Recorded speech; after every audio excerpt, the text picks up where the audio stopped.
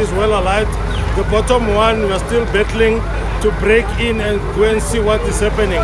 So resources are here, multiple stations with the multiple vehicles, and a number of firefighters are on site.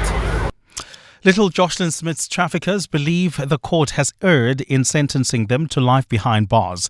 The missing child's mother, Kelly Smith, Jacqueline Apollos and Stefano van Rijn were handed life sentences for human trafficking and 10 years for kidnapping in May. Jocelyn was 6 years old when she disappeared from her Middelpost home in Saldanha Bay in February last year.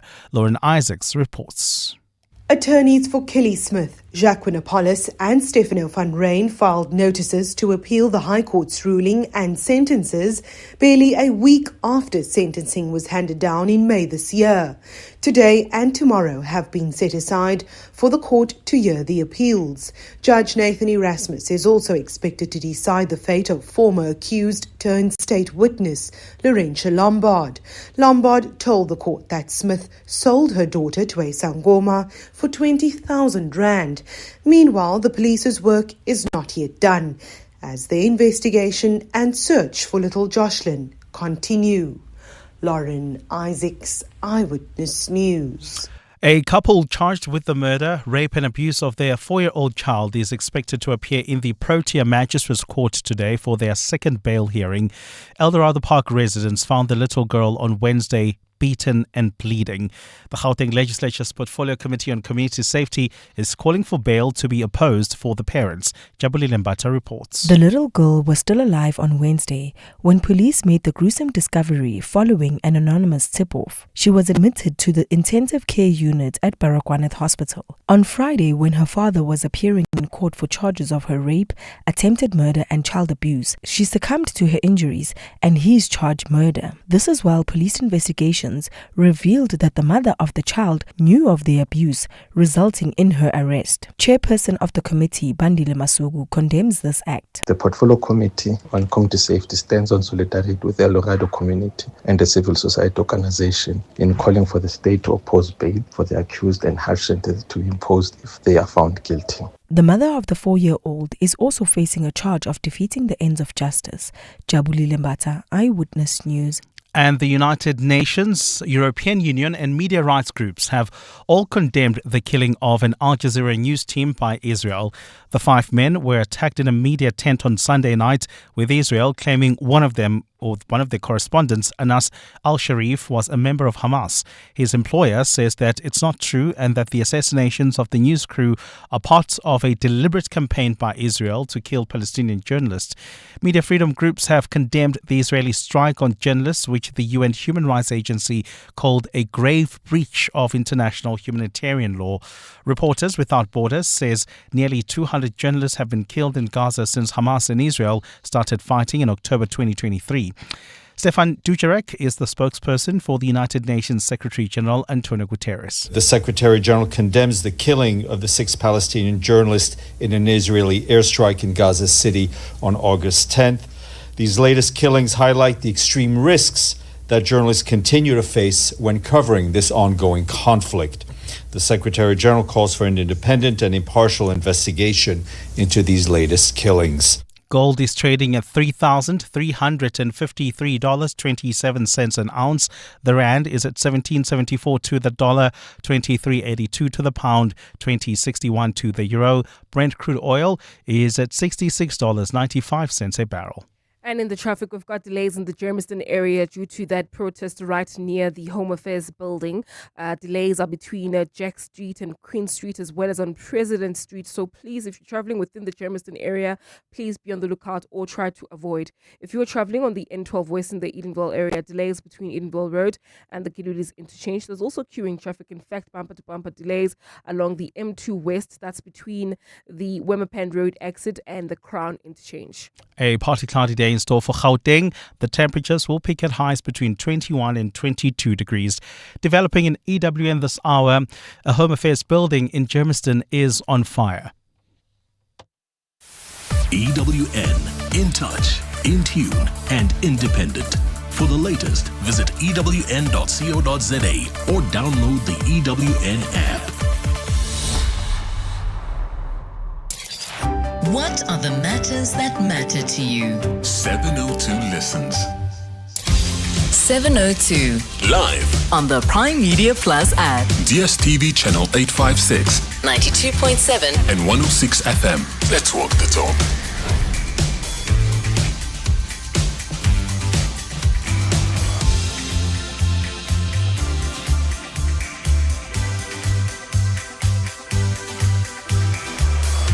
Seven minutes past 9. Good morning, good morning, good morning. Welcome to the Clement Manyathela Show.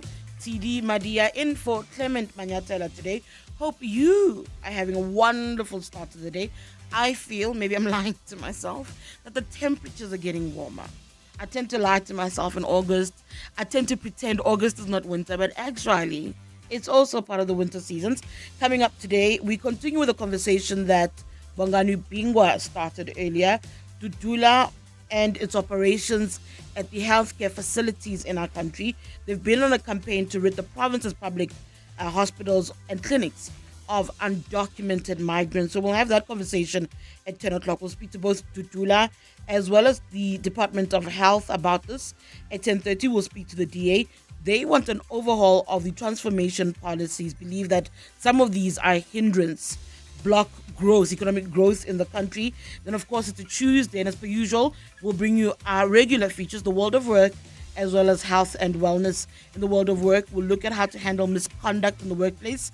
And in health and wellness, we'll look at ways to prevent osteoporosis, particularly in women. But of course, as per usual, we start off with the open line, where you call the shots, you determine the conversation. I, on my end, so an interesting opinion piece on News 24 this morning by its editor-in-chief, funny enough, Adrian Basson. He spoke about succession. Adrian Basson believes that we must have a conversation about succession in the DA. Succession in the big political parties, I think it's a conversation we can't avoid as a country because they tend to be in charge, right? They continue to enjoy a lot of support. I think Adrian Basson saying that the country should be discussing succession in the DA. I think attempts to stop succession debate in the ANC have definitely failed.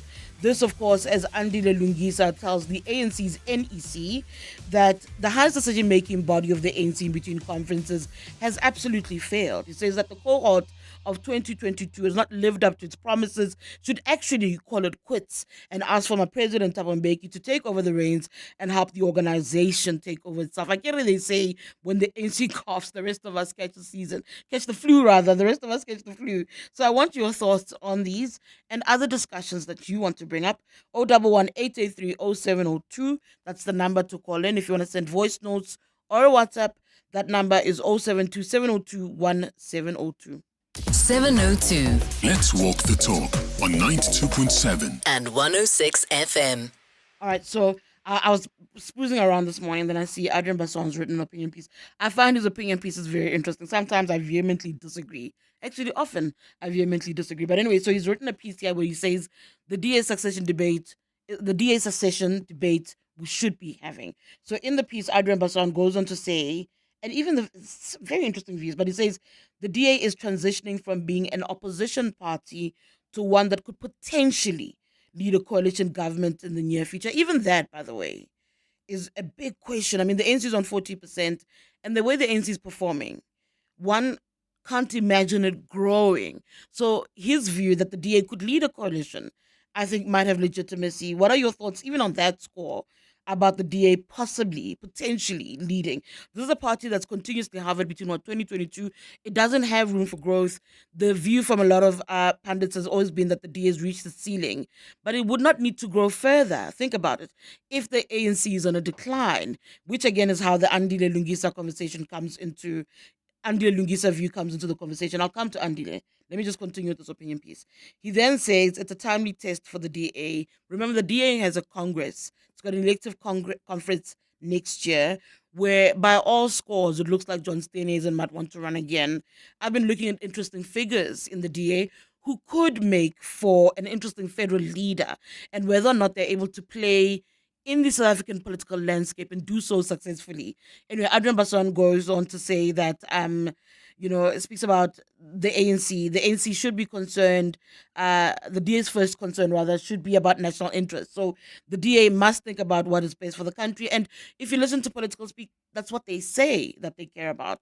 He says that the DA has proven to be more efficient in local and provincial government than the ANC, looking at the Western Cape and Cape Town. And I think that you can argue that it's shown itself to be, but there's also an argument that's been made that they didn't receive the Western Cape or Cape Town at the level that Joburg is. And I suppose those who want to see a Helen Zille mayorship in Joburg would have to wade through those kind of waters, is that you find the Joburg city rather in the worst levels of degradation than what they did when they inherited Cape Town.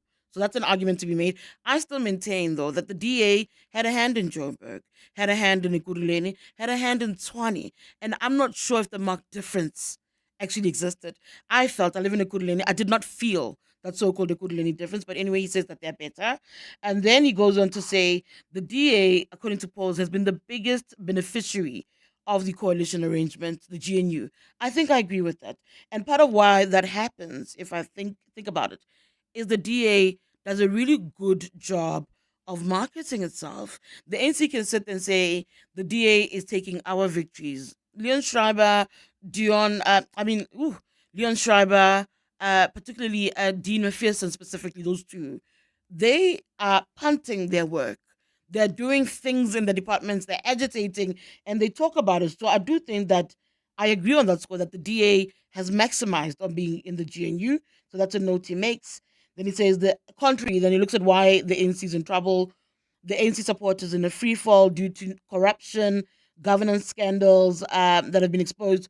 Obviously, speaking about the work that News 24 itself has done, he looks at the polls that see the ANC going under 30% as an issue, says there's no debate that the ANC stands to be the biggest beneficiary of the ANC's losses again, because it's right there as well. What are your thoughts on what he's saying? That the conversation that we need to have is about that. Again, maintains a good track record. He brings in the name of the DA's Cape Town Mayor, Jordan Hill-Lewis, who I also think is an interesting figure.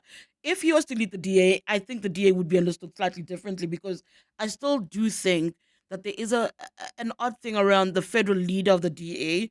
I think John is playing in a pool where we're becoming even more polarized than we were before. And I don't know if he's got the firebrand, the metal to navigate that space. Remember, South Africa still cares about personalities, whether you like it or not. Populism is also still part and parcel of what we do as far as our politics are concerned.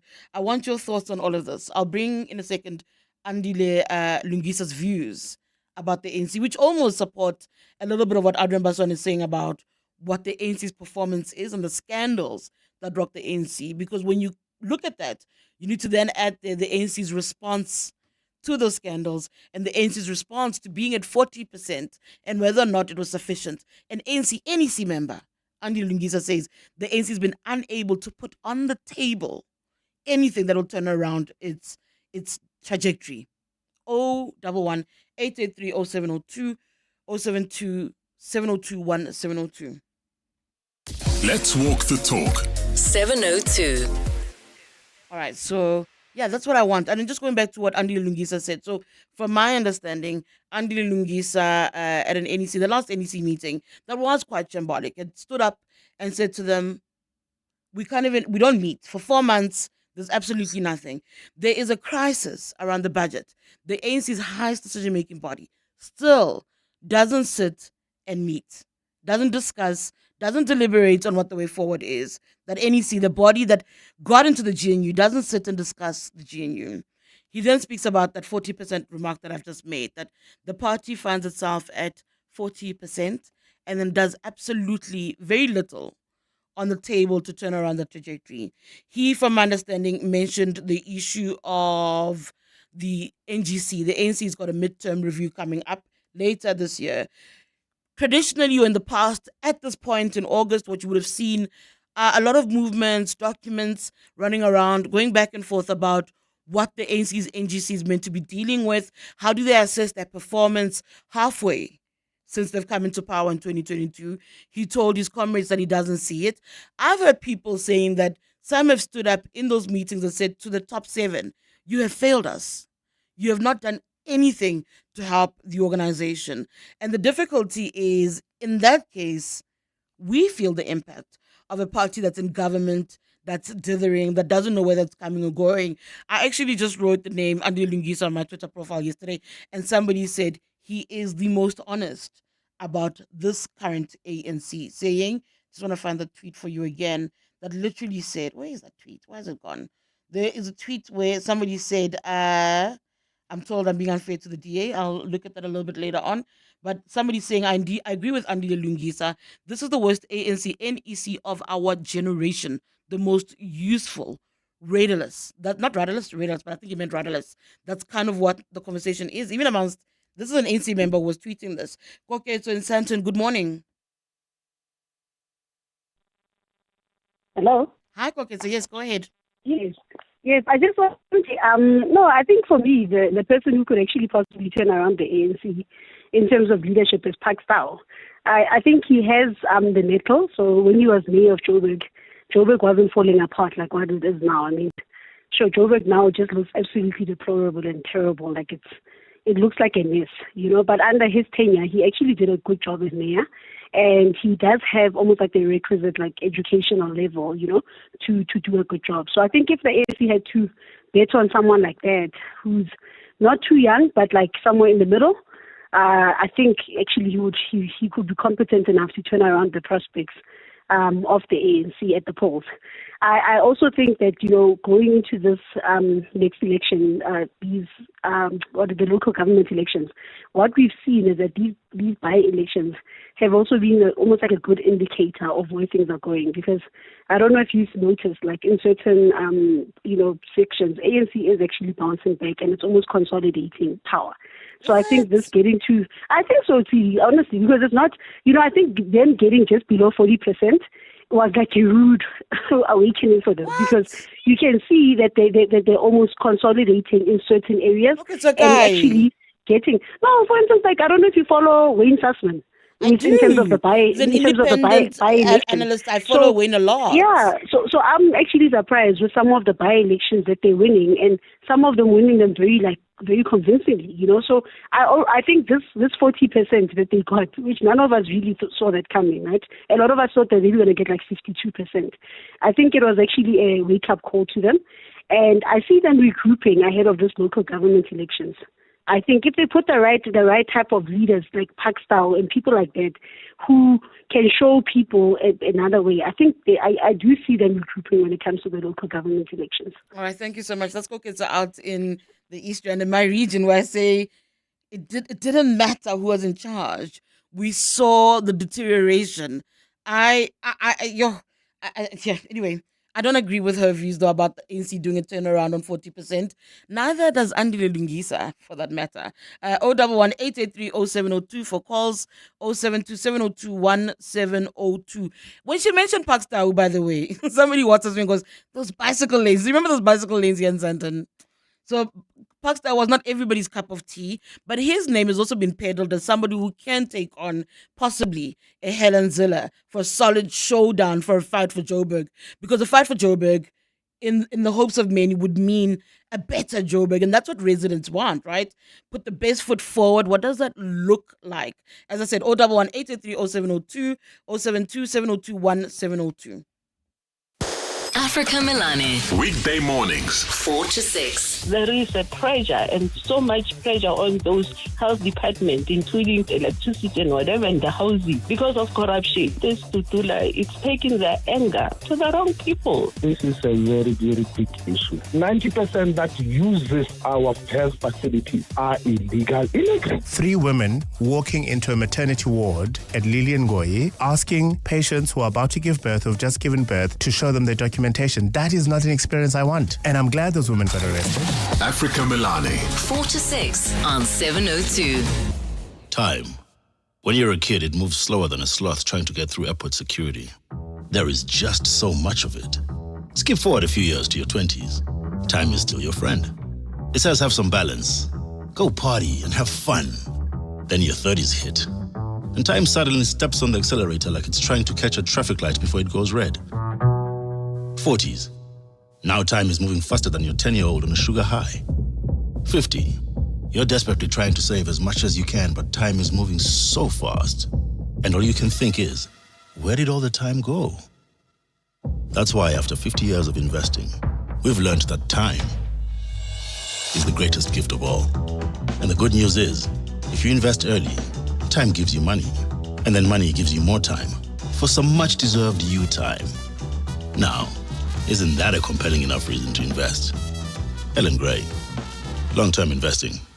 Ellen Gray is an authorized FSP. Unfold extraordinary with the brand new Samsung Galaxy Z Fold 7 5G 512 gig. Get it on a 6 gig Red Core plan from 1,749 per month over 36 months and double your storage with Vodacom, Zanzi's winning 5G network. Enhance your deal. Add 149 extra per month and get the Galaxy Watch 8 eSIM and Galaxy Buds 3. Available in-store and online. T's and C's apply. Further together. Vodacom. Whenever you hear deep in the heart and art of jazz, think Sia Makuzeni with the big band, Jasmine Horn, Alun Wad, The Baylor Project, Jose James sings Badu, Umusangare, Esperanza Spalding, Michelle Dujiocello, Elaine, Tezo, Munei, Monli Ngobo, and many other spectacular icons. Think Standard Bank Joy of Jazz Festival, 4 stages at the Santon Convention Center, 26th, 27th, and 28th September, and take me there. Book via Ticketmaster.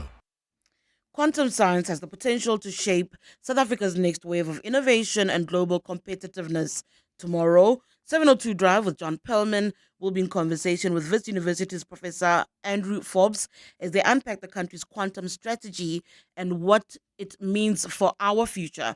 We'll also explore the breakthroughs in quantum computing, imaging, and photonics happening at Wits. 702 Drive with John Perlman tomorrow in conversation with Wits University, 3 to 7 p.m., shining a light on quantum futures. Wits for good on 702. Local entrepreneurs don't just deserve your business, they deserve your applause. Gauteng's greatest awards with 702, powered by Yoko. Every business begins with heart, but it thrives with the support of its community. In this year's Gauteng's greatest awards with 702, powered by Yoko, we set out to honor the local legends shaping our province, one dream, one service, one customer at a time. We asked you to nominate your favorite local businesses, and you showed up. Now, the spotlight shifts to the finalists, the entrepreneurs whose names rose from your nominations, the entrepreneurs you will need to vote for to secure their spots as Gauteng's greatest. All right, so we look now at the nominees, the finalists rather, in the category are as follows: Jay's Diner, The Butcher Shop and Grill, Thesa's Open Kitchen, Carnivore Restaurant, Tequila's Barbecue, and Mama's Kitchen Steakhouse. From weekday diners to weekend crowds, service at Great Steakhouse has to be seamless. Yoko Counter, the smartest tool you'll ever own, helps you speed through sales, stay on top of stock, and keep your stuff in sync, all in one system. Straight out the box, that's Yoko Counter, ready to upgrade your business. Go to yoko.com. These are the businesses you believed in. Their finalist voting opens at 6 a.m. on primemediaplus.com, and it's your chance to help crown the best of the best. Keep listening to 702 throughout the day as we reveal more names in the running of Gauteng's greatest with 702 powered by Yoko. 702 Let's walk the talk on 92.7 and 106 FM. It's 9:25. I want to go back to your calls now. We're discussing the issue of succession. Adrian Basson says the succession debate that we should be having as a country has got to be about the Democratic Alliance. What kind of person is suitable to take the DA forward? And he makes a point as to why he believes that this should be, stating there that he believes that the DA is transitioning from being an opposition party, it's now in government, and one that could potentially lead a coalition government in the near future, citing, of course, the ANC's downward trajectory and its scandals as one of the reasons why the DA is poised to possibly become a leading party. 011-883-0702, that's for phone calls, 072-702-1702 if you're sending WhatsApps and voice notes. Kustas in Midrand, good morning. Yes, good morning, Zidi. Yes, Zidi, when I look at the DA, I think DA is very blessed in many ways because it's got leaders at provincial and at local government who are absolutely stunning, hard workers, people that makes you, even though you don't like the DA, you can't help but see their work, right? The problem of the Democratic Alliance is the national leadership is so out of touch with what's going on the ground, so much that a lot of black people don't find it appealing the way it should be. I'm looking at that letter of Adrian. Jordan Hill does not appeal in this country as much as Chris Purpose does in KZN. And he doesn't even talk about him. And yet there's the guy who understands the spirit of South Africa, who embodies the values of this country. They don't even consider him. So I'm suggesting to you that in his article, he states that John Steenhuisen has grown. He hasn't grown. Jordan Lewis. No, he hasn't.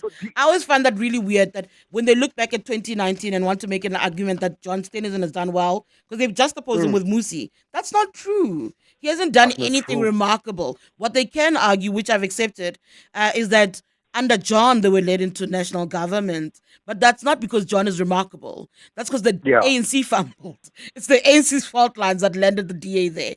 And the question then is, how do they maximize that? And we see that in the marketing. You see that in Dean. You see that definitely in Leon Schreiber.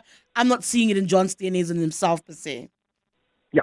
John Steenhuisen didn't even like by some of the candidates within the DA because he didn't appeal that much. He was good as a number 2 as opposed to a number 1.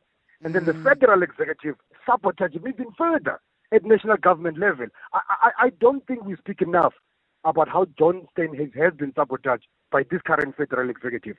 He's got a good temperament, but the federal executive is just out of control. Even on things that when you hear John speak on a personal level, you could have handled this very well. But the federal struggling to rein in Helen Ziller, having struggled to rein in an Emma Powell at some point as well. He struggles to rein in the very people in the DA who did not want the GNU, because what they don't talk about often enough is that there are more people in the DA who are opposed to the GNU, that they escaped literally scraped through to remain in the GNU when the conversations were happening. But to your point, when you say that there are brilliant people, I don't think we talk enough about Asha Soropen as well, who's the Deputy Finance Minister. He and his counterpart, David Masondo, on the other side, I think are equally brilliant. And those are people that, when you look at the next layer of leadership across the board, is who you should be looking at, people who are brilliant. But I take your point. I also wonder, though, about a John, on even in KZN, and you just mentioned the mayor, Christopher Papas. I wonder how they cope, though, in a populist pool of our national politics, because whether we like it or not, Kusta, South Africans also do get drawn to particular characters. They listen to the firebrands, they look at particular personalities and are drawn to that. Kustas? I don't know what's going on there, but I was hoping to get his thoughts about how somebody like that fares. I mean, he says John Steenhuisen makes for a good number 2, and says that actually if you listen to John, and I think a part of me does agree with that, though, that I do think sometimes he is measured. What he struggles to do is to rein in the party. And I've also questioned his efficiency as a political party leader versus John in government. I think that being in the GNU has been quite interesting in showing a little bit of who he is, but it also has flagged and highlighted his shortcomings as a leader of the organization as well. It's 9:30. Let's go to the news headlines. Thanks, Tshidi. Good morning. We begin on the East Rand, where a Home Affairs building in Germiston is on fire. It's unclear how the blaze started, but emergency services have reported a protest by people who have been allegedly evicted from a block of flats at Faroe Park. Education activists say schools must be a place of safety for children after a learner died following punishment for being late in class. It's alleged the grade 10 pupil at the Huhudi Secondary School in the Northwest was instructed by a teacher to run on school grounds yesterday. The child collapsed and was taken to a clinic but was declared dead on arrival. And Rwanda has branded UN accusations that its army helped the M23 armed group kill hundreds of civilians in the Eastern Democratic Republic of Congo unacceptable. Since taking up arms again in 2021, the M23 has seized a lot of mineral reached Congolese east from the DRC's army, with Rwanda's help triggering a spiraling humanitarian crisis in a region already driven by 3 decades of conflict. Those are the headlines. This EWN and more at 10, or as it happens. EWN Traffic. Travelling on the N12 West, we've got delays between Edenville Road and the Kidulis interchange. Please be on the lookout there. There's a stationary car along that route. Please approach with care. If you're travelling along the N1 North towards Midrand, some delays approaching Olifantsfontein Road coming out of New Road. There's also queuing traffic on the M1 South. This is towards Parktown between Harton and Empire Road. So please approach with care there. If you're travelling in Germiston, try to avoid Queen Street, President Street, as well as Jack Street. This is due to a protest that was started earlier this morning. I'll have your next traffic update at the top of the hour. Stay tuned. There's more EWN on air, online, and on the EWN app. 702 Afternoons. With Relebohile Maboja. 1 to 3 p.m. The reality is they shame their kids because they're shaming themselves. So where do we even begin to undo that? It's such an interesting example that you've given, because I think it's not only parent-child, but you start finding this even in romantic relationships, where there's these expectations of, if my mother or my grandmother could do this, why can't you? And we don't realize that what was the cost that your grandmother paid. Please repeat that again, because just because your grandmother or your mother or your grandfather or father could do it also doesn't mean that they should have done it, and doesn't mean that they were happy to do it. Yeah, or that it's consequence-free. Clinical psychologist and founder of Cohesive Collaboration, Sikandar Kalla. 702 Afternoons. With Relebohile Maboja. Let's walk the talk. Dear Journal, trying to be an adult, day 3274. Every time I go to a fancy birthday dinner, I'm reminded I'm just 5 fancy birthday dinners away from financial ruin. Note to self, don't make any more born in June friends. Recently removed from the family payroll. Get covered at pineapple.co.za. It's like 570 Rand a month, so it's 100% the insurance for you. Underwritten by Old Mutual Alternative Risk Transfer Insurer Limited, a licensed non-life insurer and authorized FSP. Premiums are risk profile dependent. You know what gets my attention? A man who drives the M-Zoom R-Style. Bold, confident, like he knows exactly what he's doing. That matte finish, that attitude, it's giving, text me when you get there. And now he's smart too. He just saved 50,000 rands. Promo price, only 439,900 rands. At that price, I might just text first. So, are you getting the R-Style, or must I keep swiping left? GAC Motor, where craft meets technology. T's and C's apply. To walk the talk is to turn words into meaningful actions. And it's what we at 702 are committed to doing every day. We're also committed to following the rules set out by the Broadcasting Complaints Commission's Code of Conduct. To give you balanced programming, fair comment, and accurate news.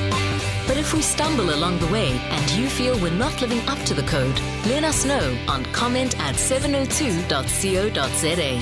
And if after that you're still not happy, you can direct your complaint in writing to the Broadcasting Complaints Commission, PO Box 412365, Craig Hall 2024. For more, visit bccsa.co.za. 702. Let's walk the talk on 92.7 and 106 FM.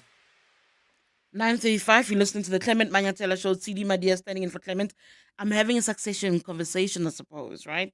Succession conversation with regards to the two biggest political parties, the two biggest GNU partners, the bulls that often clash. Opinion piece on News 24 saying that the debate we should be having as a country, the debate we should be looking to, is the one in the DA. I mean, the DA on that score actually holds their elective conference before the ANC's. The DA's one is due, Congress is due next year. The ANC's one is due in 2027. The ANC, I think, has struggled to put a lid on its succession debates. I think Andile Lungisa makes an interesting argument that the NEC has failed. It has not resuscitated the organization. I mean, insiders said to me that even the economy on that score and unemployment, the ANC doesn't have anything concrete on the table from his perspective around fixing those issues.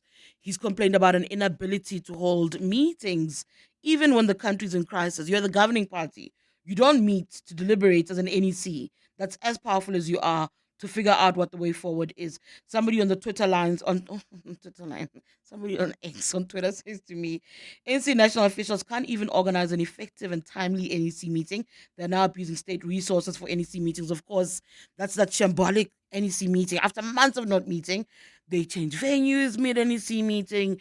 They complained about so many things, but they ended up obviously at, I think, the City Hall in Germiston. Sam Trong says you are being unfair to the DA.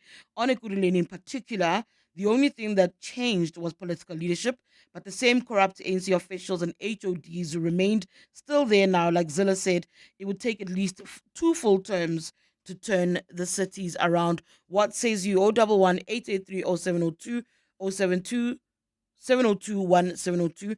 That's for WhatsApps and voice notes. Let me play a couple of your voice notes. Yeah, good morning, Tshidi and the listeners. I do agree with Andre Person when he says the DA will eventually overtake ANC, even on the national level. And the reason is just simple. It's purely because ANC is in so much mess and there's just so much scandals around them. So the only way to escape, or the only way for them to let go of everything, is to just hand over power to the DA. That was the initial plan. Thanks. Good morning, Tshidi. Chivas here in Boxburg. Look, the DA for me, they've definitely reached the ceiling. And I think their policies are not pro everyone. For example, John Steenhuisen and his comments with regards to transformation. Instead of rather saying, let's transform and let's use a different strategy on how we're going to transform, they just want to scrap transformation. And for me, that's where they lose it. Shivers in Boxburg. But you can understand why some people think that the ANC is consolidating. You know, if you look at the elections, the by-elections, yeah, you can see them winning wards. Some of them, they were not their wards, but they're winning them back. So yes, you can say that ANC is consolidating. And you cannot shy away from the fact that you remember people wrote off EFF, but you can see that in some of the wards or municipalities, you can see that they are gaining some little bit of momentum there. So there is a shift in the political spectrum from 2024 to the latest one, the by-elections, if there are anything to go by. So I understand why some people are saying that there is a shift from, there is a change. ANC is really consolidating. So yeah, but we can only blame the opposition. They're just childish behavior and just directionless. Sfiso. Thank you so much, Fisa, for that. I'm not convinced. I do look at those by-elections quite a lot. They've been very interesting outcomes. I mean, Sidibeng, which is traditionally where an ANC would have done well, or an EFF, they did dismally. But there are other interesting areas where they've regained support, absolutely. But you need to then look back at previous performance in the wards during the local government elections. The ANC has lots of ward councillors for a reason. So that's always been there for me. I'm not necessarily convinced per se still on that score. I do agree, and I'll always agree with this part where you speak about the GNU argument, for instance, when you say the DA has benefited. I see that. I see that the DA has been able to try and showcase what it represents and what it can do, particularly when I speak about when you watch Leon Schreiber, and they're planning, by the way. The DA is very clever in thinking about the future. You can see, I think they spruced up an office in Australia. That's for a reason, because there are voters there. So they are thinking about those things. They are planning. I am watching that. Looking at the WhatsApp line, Joe says, if the stigma of the DA being a white political party was removed, then the DA could prosper. I strongly believe that all that holds it back from progressing and getting the number it needs to lead the country, and I just wish citizens of the country could put color behind and focus on its potential of leading the country forward. That's Joe. Another message on the WhatsApp line says, Lungisa is correct and I support his view. The interim structure must not include the current NEC. Recycling incompetent leaders in regions and provinces is the problem. Mbeki can turn the ANC's fortunes and lead the party to next year's elections. Remember, about 60% did not vote, and those are traditional ANC supporters. Tau failed in Jozi. Remember the billing crisis. Yes, we very quickly forget what people did wrong, because if you speak on that, people who failed. Think about the electricity minister. A lot of people, when they're looking at the ANC, think about what is the next layer of ANC leadership. They speak a lot about Dr. Hossein Soramokgopa. But who can forget no Sputla, no vote? Why are people so quick to forget that there were things happening? Or the Smart Speaker, Peu Capital scandal in Tshwane. So there are things like that as well.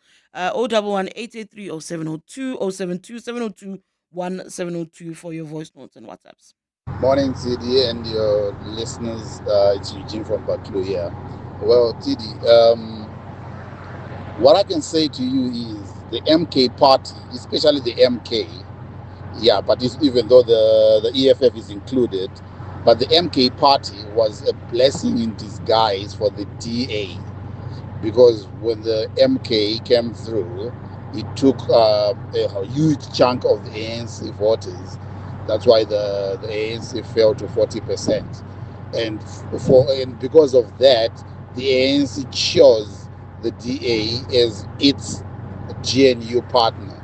So I can say actually the MK party was a blessing for the ANC, for the DA. So yeah, the DA shouldn't think that they did anything special for South Africans. No, they didn't. Yeah.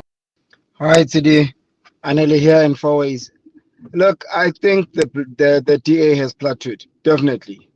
With everything that's been happening with the ANC, instead of people going to vote for the DA, they went to vote for a new party, the MK party of Jacob Zuma.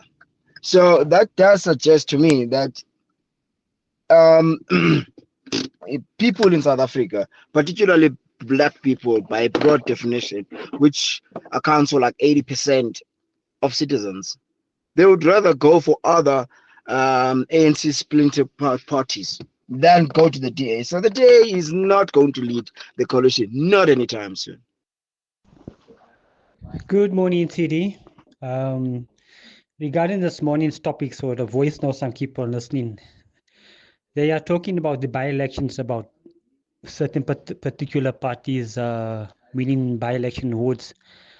I don't look into that, because if you look at the numbers, let's say maybe a community of 10,000, but only 2,000 go out and vote. So I don't look that much into it. I'll wait for the big ones and let's take it from there. But I'm not reading too much into it, because you can win by elections, service delivery will stay stagnant. Or people might just wake up, that's all. Thanks. Hi, Tshidi. The only problem in South Africa when we talk about the past, the apartheid government, we are not in the apartheid government, we are in a democracy. Let's focus for our own democracy. What happened from the past is happened from the past. And what is supposed to be happening right now, it is our own responsibility. Even if we are making some transformative policy, I recommend economic empowerment based on poverty. And that doesn't discriminate some other nations like white or Indians or whatsoever. Economic empowerment based on poverty, because all those who were born maybe in 1994 or before 1994, 1990, whatsoever, they are innocent about the triple BEE. My name is Les. Thank you so much for those voice notes. There's just two things that I thought were really interesting. About the by-elections, I also don't use them as the measure that people want to use them as. I don't read them as the same measure of what's going to happen. It's not the litmus test that we think it is. In some instances, it can be. I mean, if you look at the PA's performance in the Western Cape, I know for a fact that the DA is worried about the municipalities it's in charge of in the Western Cape, and with reason, right? I've spoken to a couple of people as well about what's the way forward. There's lots of concern about that. And sometimes, if you listen to the political rhetoric, even if you go back to 2024, particularly John Steenhuisen's messaging, that concern was there. When we're talking about the ANC's downward trajectory, the DA is also actually on a downward trajectory. And I think that we don't talk about that enough, even as members of the media. We don't go in and zero in enough on what's happening there. There is somebody who also mentioned the coalition, not leaving the coalition. I agree. I don't think that anyone's going to leave this dysfunctional marriage. The idea of the ANC threatening to broaden the GNU, I don't see that happening. Some will tell you that it's too radical a thing for the ANC to even try. The ANC right now is happy with the way the GNU works. It works for some in the ANC who are in control and who are in power and they enjoy it. It works. It works for the DA. This dysfunctional marriage, as horrible as it is, it works. I mean, one of the questions I asked Zandile was about that, in the statement of intent that can't be challenged really in the courts because it's supposedly meaningless, So you can sit and say, oh, the ANC undermines the statement of intent. It does, because it can, and because there's so little that the DA can do. Part of my criticism has always been, why did you give them a president before you got everything that you wanted? Why did you not barter? And I can tell you without question, everybody goes, well, time was against us. And I've spoken to different DA leaders about why did you do this to yourselves? That thing is going to be exactly what it is. That dysfunctional marriage will remain exactly what it is. The issue of the MKP helping the DA, it's also an interesting one for me because when I looked at the scoreboard at the IEC, I'll never forget going, those are different variations of the ANC. When you look at the MKP, the ANC, and the EFF, it's just a question of preferences for people of the electorate. They prefer a different kind of ANC, hence they split the votes the way that they did. If egos were not a factor, I'd argue, those people would still be one thing, which tells you, right, which counters, I suppose, Adrian's argument around the DA's potential in that regard. 011-883-0702, 072-702-1702. I wonder if I'm making any sense. 702 delivers on the matters that matter to you. Hi 702 Land, I'm Balesa from Waterfall. I love 702 because it's an inclusive station. It prioritizes inclusion. It has some of the best award-winning broadcasters in this country, and they walk the talk. Thank you for sharing your thoughts. so we can deliver more on what matters to you. 702 listens. Let's walk the talk. Corporates That Care promotes and encourages corporate leaders and all citizens to walk the talk for a better South Africa. Catch Corporates That Care this Wednesday at 10 to 9, featuring Unilever Southern Africa. Their CEO, Justin Apsey, will be in conversation with Bongani Bingwa. Join us every Wednesday as we highlight the efforts of companies and brands dedicated to building our country. Corporates That Care is a Prime Media Cares initiative with 702 and Prime Media Outdoor. 702, let's walk the talk and make a difference together. Diabetes has become the leading cause of deaths in South Africa. Every hour, at least 3 people die of diabetes in this country. This means that in a year, we lose more than 30,000 people to this dreaded disease. This is a silent pandemic which requires active participation by all of us. You may be asking, what can I do as an individual? Limit intake of foods and drinks high in sugar and be physically active. Eat right for a better life. Foods high in sugar, fat and salt can lead to obesity, diabetes, high blood pressure, heart disease and certain cancers. This message is brought to you by the National Department of Health. Shame. Do you have a sore throat? The Andile range of lozenges offers 2 options. At the first signs of an irritated, scratchy throat, use Andile lozenges for dual action, soothing relief. But for a painful, inflamed throat, use Andile C lozenges for triple action, pain relief. Andile, SA's #1 choice for a sore mouth and throat. Andile lozenges are available at all leading pharmacies and supermarkets. Just Andile it. Local entrepreneurs don't just deserve your business, they deserve your applause. Gauteng's greatest awards with 702, powered by Yoko. That's right. Let's find out what your greatest coffee shop is in Gauteng. Remember, you can go to primemediaplus.com to submit your votes. The nominees for the greatest coffee shop in Gauteng, here they are. Cafe Frascati, Father Coffee, Josie Java, Pasture and Plate, Kufo Cafe Coffee Bar. I'll read them again. Cafe Frascati, Father Coffee, Josie Java, Pasture and Plate, as well as Kufo Cafe, coffee bar. Coffee queues move fast. Your system should too. Yoko Counter, the smartest tool you'll ever own, gives business owners the power to track sales, manage stock and staff, and take payments quickly, all in one point of sale system. Whether you're serving regulars or rush hour traffic, they've got you covered. Ready to upgrade your business? Go to yoko.com. These are the businesses you believed in. These are your finalists. Voting opens at 6 a.m. on primemediaplus.com, and it's your chance to help crown the best of the best. Keep listening to 702 throughout the day as we reveal more names in the running of Gauteng's greatest with 702 powered by Yoko. Join us. Let's walk the talk. This is 702.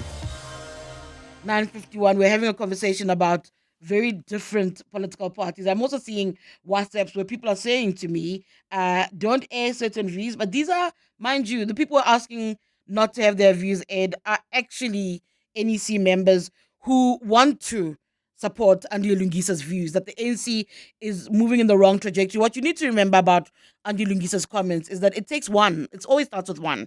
Everybody capitulates until one. Former President Jacob Zuma, it took one to start the movement towards getting a leader out of office, towards the 2017 road. It takes one until they all feel brave enough to speak about what they think is going wrong. What stands out for me is standing there saying, we're not doing what we ought to do for our political party, and by extension, the people we ought to serve. That's why that conversation was interesting to hear about from NEC members. We don't take these things from nowhere. We take these from people in the room in those NEC meetings. 011-883-0702 to share your thoughts even on this. We are also, of course, speaking about the DA. Also, 072-702-1702 to send voice notes and WhatsApp. Succession is the conversation we're having. Good morning, Tshidi. You know, DA will never be an alternative to ANC. DA does not have policies that are pro-black people, poor people in particular. You know, all that they do is to criticize without providing alternatives, especially for poor people in our country. DA does not say anything about the rights of the workers. DA does not say anything about opportunities of work for South Africans. So DA does not say anything about foreigners because they know that we also have white foreigners in the country. So they are not saying anything about that. And DA, they know that people in hospitality, if you go to games reserves, BNB, especially in this Bundus, white business owners have employed foreigners. So that's why DA does not say anything about that. So DA can never replace ANC. We rather fix ANC than giving DA an opportunity. Thank you. Thank you so much. I don't know if South Africans share that view. And there is that thing where people still today say, oh, ANC's got great policies, but. And the problem is the but. The impatience is with the but, right? It's people running out of patience with watching a political party being given chances and literally fumbling. On your watch, you're fumbling, and South Africans are tired. And so that's where that conversation also finds expression on the YouTube land, because we are live on YouTube as well. A message saying, I don't see the DA doing better than the ANC. They lost and will keep on losing their own support base. They seem hell-bent on erasing the gains of the past. The DA will never get 30% of the electorate votes. That they have reached the ceiling, and part of what you need to watch is why they feel so threatened by the PA. When you see how the DA behaves with the PA, that fascinates me. How they behave to smaller parties, Rise Mzansi, that fascinates me. That tells you what the party also understands and what they don't talk about. They downplay what their problems are. Where we fail is we don't zero in on it. But I've been watching those numbers. They don't look good there either. Another message via YouTube from Moshe Makado says, hi, it's easy to include the DA in the conversation about the ANC, but the reality is that the real issue is MKP. So if you remove the MKP, the ANC has a lot of support. Yes, I think there is that as well from the ANC. They'll tell you that their greatest issue is themselves. The greatest issues themselves. The ANC, I think countless times, nothing about former President Thabo Mbeki. He was speaking at a couple of those events where he was speaking about the social compact. Remember, he was upset about the social compact not finding one. And part of the conversation that he had was, the ANC's misfortunes will come from the ANC. The ANC is very good at diagnosing itself and also shares those views. Looking at the WhatsApp line, I just want to get a few of these messages out. Give me 2 seconds. I'm fighting with my mouse. Another message I see. Oh, I think I've read this one again. Lungisa is correct. I've read that again. This one, Tshidi. When Mayor Brink was in charge of Tshwane, he spent most of his time in court fighting against salary increases for municipal workers. No wonder there was a big celebration amongst the workers when he was ousted. It seems the DA has lost the trust of Tshwane residents, and I don't think that they'll win the capital city, especially since the municipality is one of the largest employers. That's an interesting message to put there, that there is a question around the DA and the trust deficit, supposedly. There's an interesting court judgment that I saw around the city, and there's a back and forth about, did it happen during the era of Dr. Nasipi Moya? Did it happen during the era of Celia Brink? But it's an interesting one. I always complained that I found Tshwane dirty at the time. I remember going to the DA's manifesto launch, and I was told, but that's not it. What that actually was the strike with the municipal workers. And I remember the visuals that you referred to when Celia Brink was leaving after being removed as mayor, and workers were celebrating. So that is an interesting point to put across. But the same workers in Joburg, when Herman Mashaba was elected mayor, were celebrating. I remember people were so happy to see the back of the ANC, and that was after the Pakistau era. So there is that argument again. So many contradictions in the political space. 011 883 0702 072 702 1702. 702. Let's walk the talk on 92.7 and 106 FM. And I want to go through this message. I promised to keep this person anonymous, but it's just a view very quickly on what Andile Lungisa had supposedly said, okay, in that NEC. Somebody says, as a former NEC member of the Youth League alongside Lungisa, I feel compelled to offer a rejoinder to his recent views. I'm genuinely perplexed by the short-term thinking that some of our NEC members, like Andile, advance when faced with the complex and multi-layered challenges confronting both the ANC and, by extension, the country. The ANC today is burdened with a myriad of problems, chief among them the dual challenge of fixing the country's pressing issues while confronting our own internal dysfunction to ensure the organization remains fit for purpose. Ironically, many of these problems were either created or worsened by the very people now loudly lamenting the state of the ANC they continue to lead. Perhaps one day we'll have the courage to hold an honest and unflinching discussion about this. What troubles me most is that the NEC members, like Andile, often offer no concrete solutions, only negative commentary. What exactly will Thabo Mbeki do now that he could not do or did not do when he led the ANC? The organization's structural fabric began to fray during the presidencies of Kgalema and Zuma. What realistically will Kgalema achieve now that he could not then? Andile's prescriptions, while perhaps well-intentioned, are short-term in nature and inward-looking at best. The ANC's renewal requires more than recycled rhetoric. It demands long-term pragmatic solutions anchored in both political honesty and organizational discipline. That's a message that I got from Molefe. He says I can say his name now, Molefe, who had served obviously in the ANC, saying that the issues actually is that you have leaders who also sit and point fingers. But that's the greater problem with all of us, isn't it? And about our country, is that it's very easy to point at the problems. And very often we complain that not enough people are willing to roll up their sleeves and get their hands dirty to fix the countries. And that's the back and forth that you're finding in the political space. I wonder what it feels like then as an ordinary voter trying to make up your mind when this is what you see when you look at the political landscape. Thank you so much for your contributions. It's 10 o'clock. This is EWN. Good morning, I'm Sfiso Zulu. Ekurhuleni Emergency Services are extinguishing a fire that's engulfed the Home Affairs building in Germiston. It's unclear how the blaze started, but emergency services have reported a protest by people who've been allegedly evicted from a block of flats at Faroe Park. EMS spokesperson William Clady. Behind me here is Home Affairs building that is well alight. It's a two-story building. Currently the top section is the one that is well alight. The bottom one we are still battling to break in and go and see what is happening. So resources are here, multiple stations with the multiple vehicles, and a number of firefighters are on site. Education activists say schools must be a place of safety for children after a learner died following punishment for being late in class. It's alleged the grade 10 pupil at the Huhudi Secondary School in the Northwest was instructed by a teacher to run on school grounds yesterday. The child then collapsed and was taken to a clinic but was later declared dead on arrival. Education activist Hendrik Makaneta says someone needs to account for the learner's death. Schools are meant to be safe spaces where learners can thrive. Disciplinary practices that endanger learners' health or dignity have no place in a democratic society.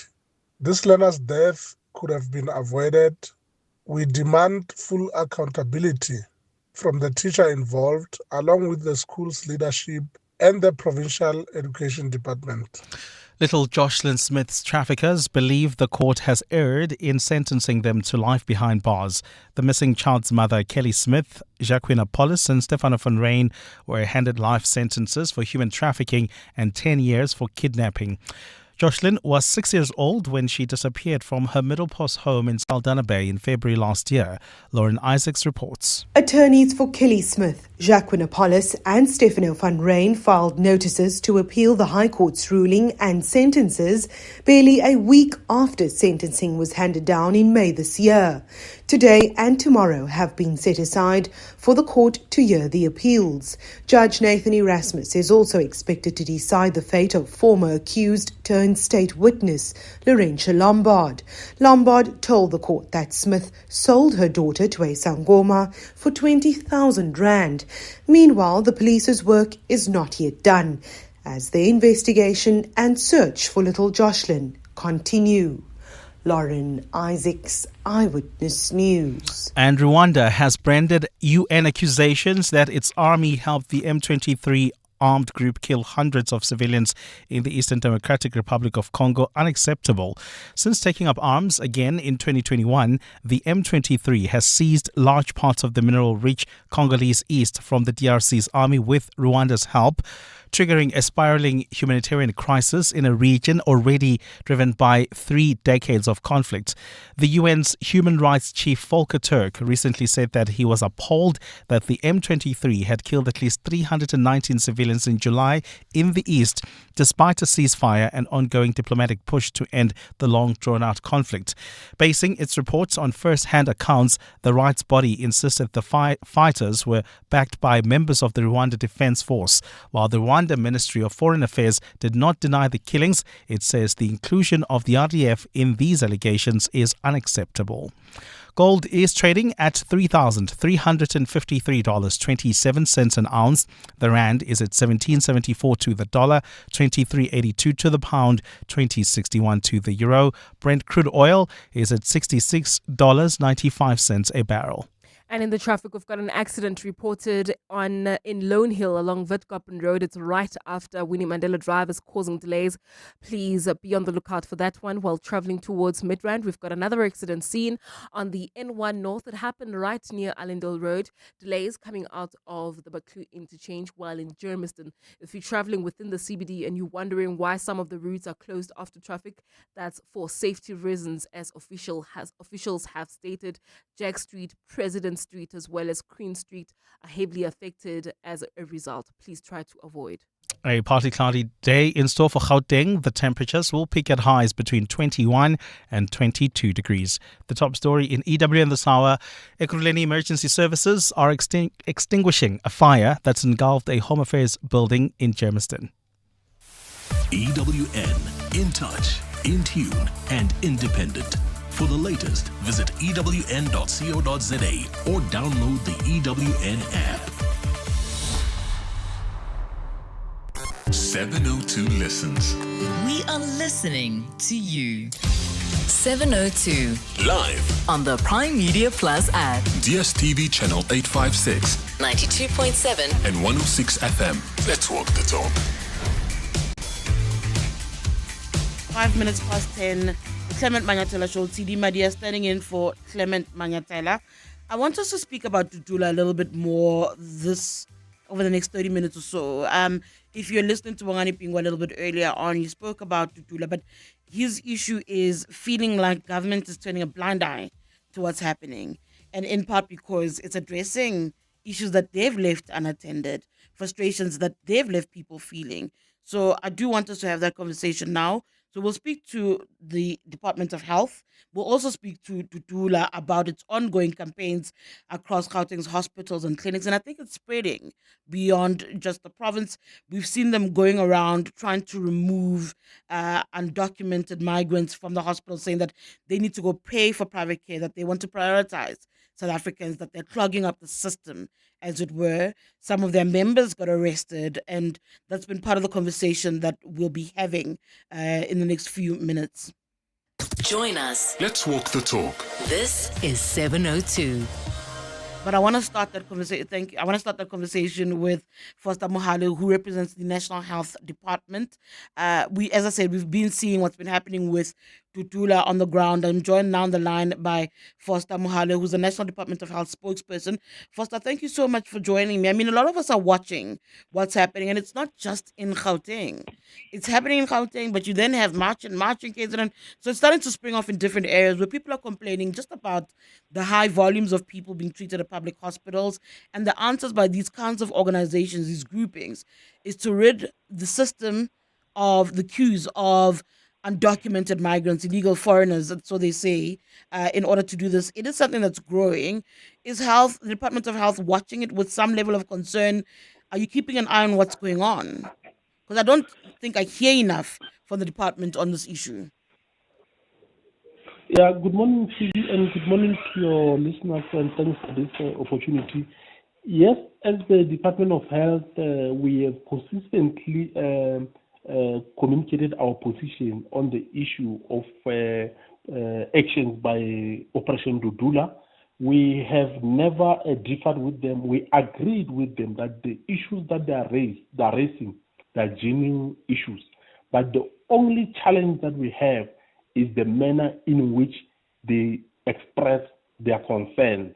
So there's no dispute about the burden of the burden caused by public health service caused by undocumented migrants in South Africa. So on that one we agree. But the manner in which they execute their operations, we don't agree, because as the department, we are part of government. We have to uphold the law of the country. Hence, we always say to them, as much as we agree with you, we don't condone your protest actions, because Section 27 of the Constitution of the Republic is very clear.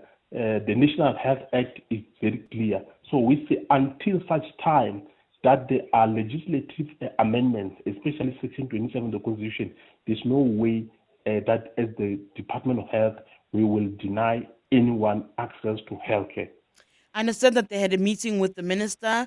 Those issues where you disagree with them, have there been conversations about how to manage them better, how to get Dudula to adhere, at least with where the Constitution stands at the moment, and to make sure that they don't infringe on other people's rights to access healthcare?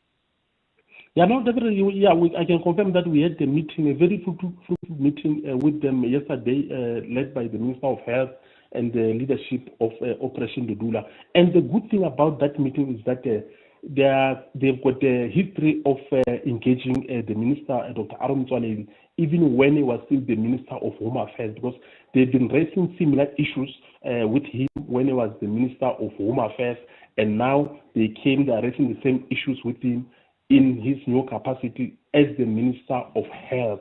And the good thing that he took them through a list of policies and the pieces of legislations that as government we have to comply with. He also advised to say, guys, if you want to address this issue, there are routes that you can follow, but try to follow those routes within the confines of the law in order to avoid complicating their lives. As you remember, a few of them, they were arrested, I think, a few days ago. So that is going to work against them. And he pleaded with them, say, guys, we agree with you, we understand your concerns, but please try to raise your issues within the confines of the law to avoid any arrest or any prosecution. But what does the department do? Because the other thing is you're responsible for the healthcare facilities. You can make an argument that enforcement of the law isn't your responsibility, that lies with policing. But what's going wrong and the damage that comes with it will be at healthcare facilities. And that doesn't become an issue for undocumented migrants. It becomes issues for all communities in those particular areas where the healthcare facilities will be affected. No, definitely. In fact, it tried to give them an example to say the issue of enforcing the law lies with the law enforcement agencies, and the issue of verification of immigration status lies with the immigration unit within the Department of Home Affairs. And if, as the department, if we dare to deny anyone access to healthcare and something happens to that person will have strong grounds to litigate against the department. And the good thing is that some of the members of Operation Dudula who were part of the meeting, they are lawyers. They understand the law, as the minister was trying to explain to them, say, our hands are tied.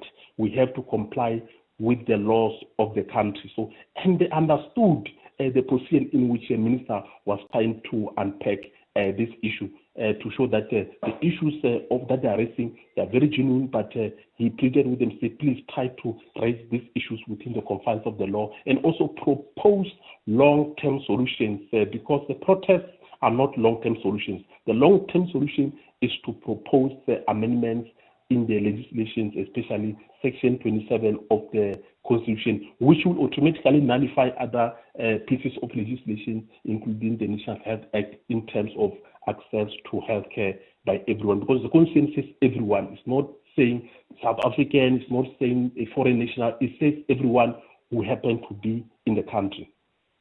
It almost feels like government is helpless, that begging them to understand what the laws are, that asking them, pleading with them, almost feels to me like we have a government that feels like its powers are limited, its impact is limited.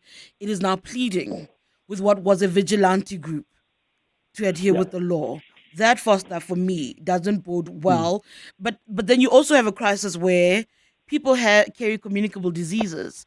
If people aren't being allowed to access particular hospitals, again, it's a question of endangering everybody. Their children also have access to other kids in the communities. In fact, the very communities that Dudula claims to be protecting will also be at risk. What's the solution then there? Yeah, no, maybe just to explain the context of pleading with them. Remember, members of Operation Dudula are human beings. They're our brothers and sisters. But we also just need like to the correct undocumented them. migrants, yeah. Yeah, but we also try to correct them, say the route in which you are taking, it will lead them in danger, it will lead them in jail. That is the context of pleading with them, because they are our brothers. We don't want to see them languishing in jail. Hence I said pleading them in that context, not to say we are helpless, we are hopeless as government. But of course, you raised a very important issue to say the diseases have got no discrimination, whether you are rich or poor, black or white, whether you are Foster, whether you are Tshidi Madia, so especially infectious diseases. So the only way we can control and prevent the spread of infectious disease is to ensure that we avail life-saving treatment to everyone. Because if we start discriminating, all our efforts are not going to bear the fruit. So hence we say for now we will continue to provide healthcare service to everyone who happen to be in the country in compliance with the Constitution, but also as part of our efforts to contain the spread of diseases. Imagine now if we say we don't give them ARVs, and some of these foreign brothers, our brothers-in-law, our sisters-in-law, so it means all our efforts to contain the spread of HIV will not bear the fruits. All right, Foster, I'm going to let you go. Thank you so much.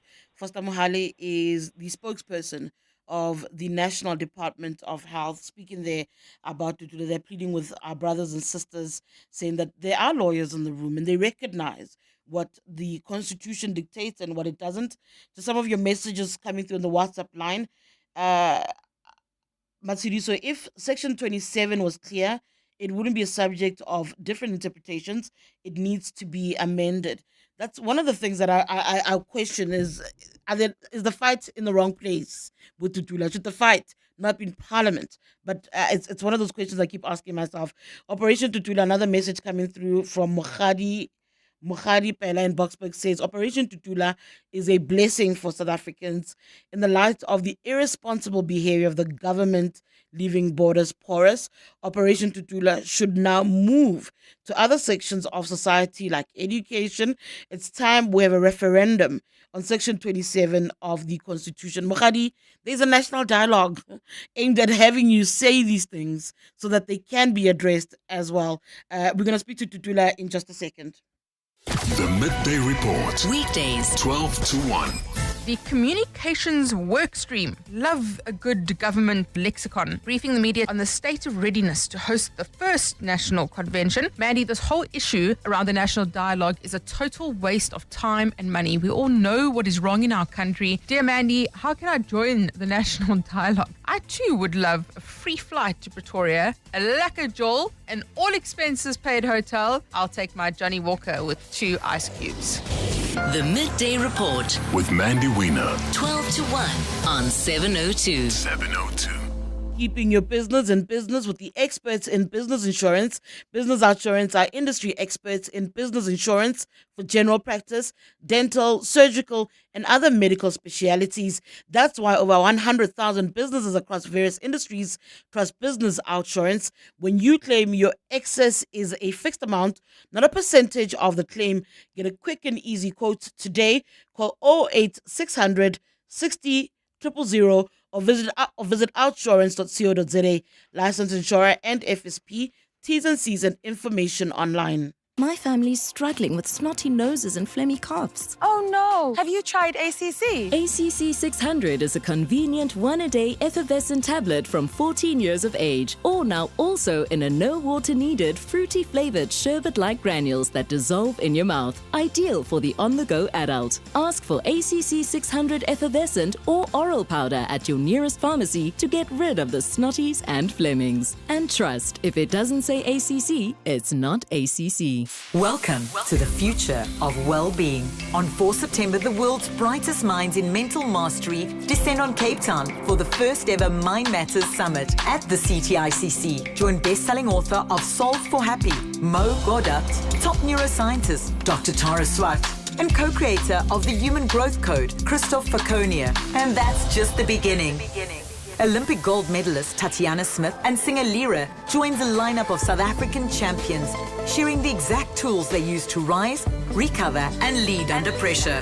Whether you're a business leader, creative, or game changer, if you're serious about your mental mastery, this day is for you. Clarity, energy, emotional mastery. Mind Matters Summit.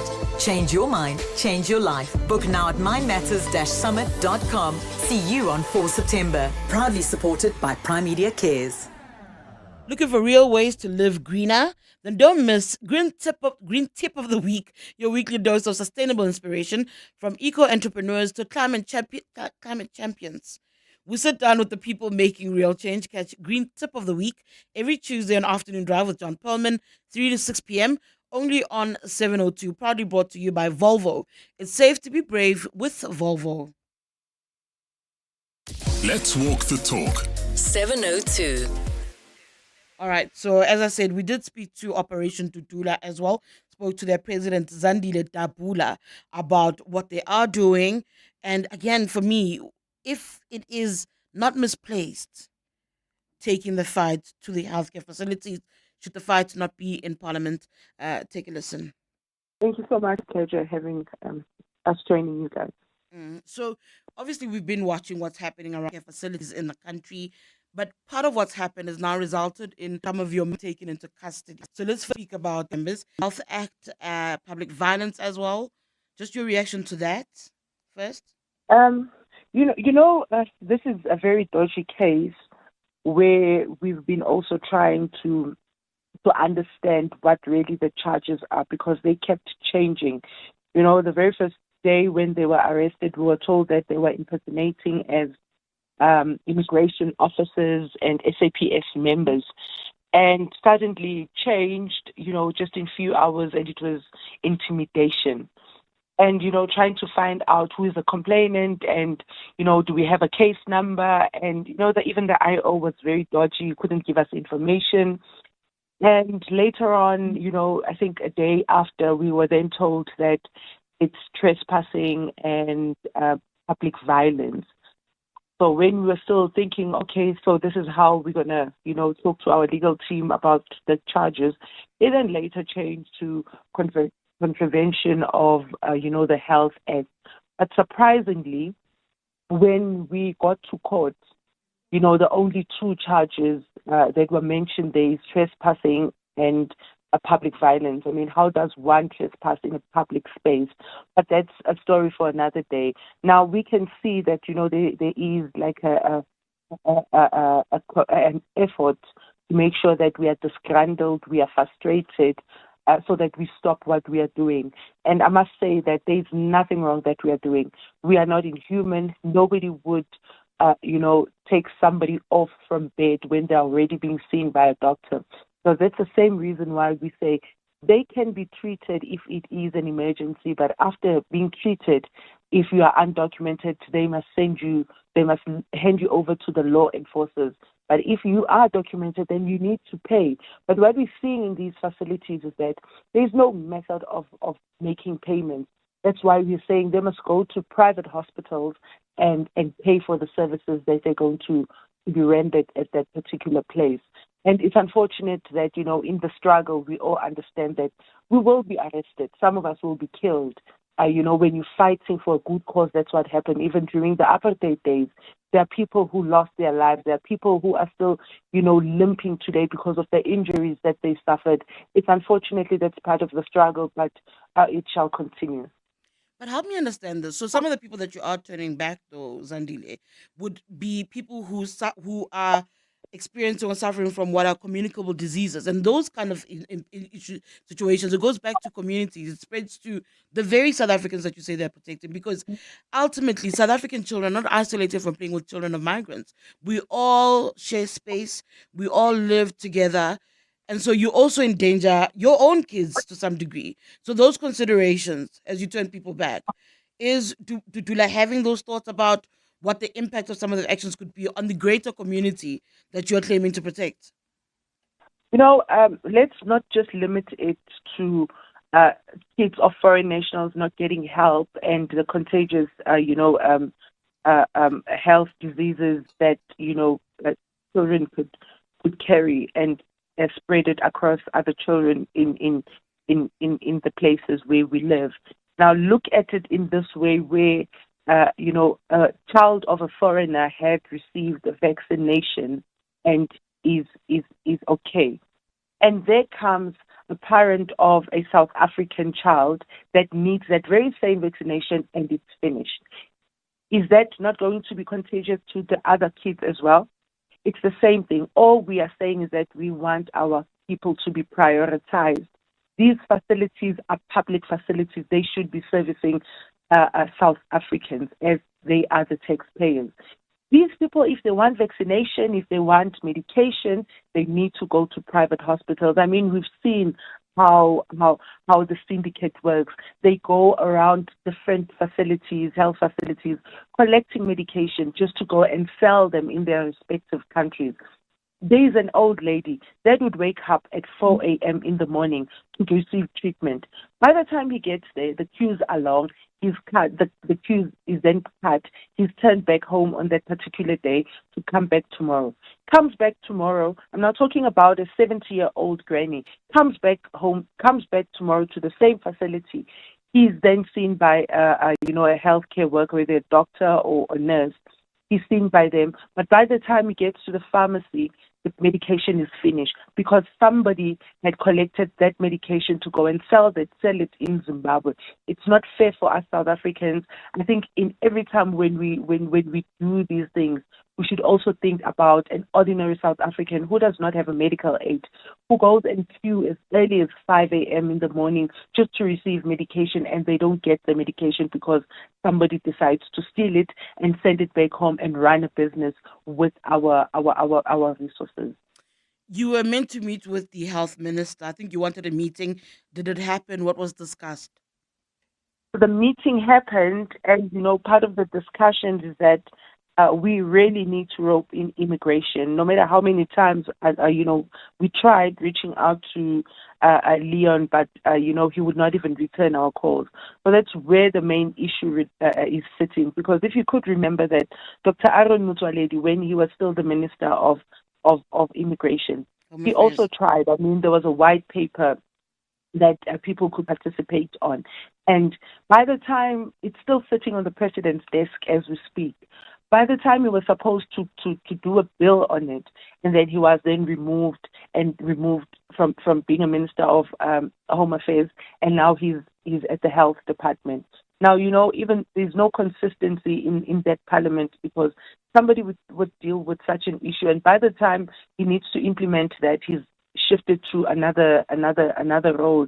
And this tells us that there's just no will of dealing with immigration issue, because if it was given to Dr. Aaron Motsoaledi, because he was on track with this issue, some of the problems would have been resolved. I mean, health department is just one of it. There's education, there's labor that is actually having a bad impact. The immigration is having a negative impact in all of these departments, but nobody's saying anything about it.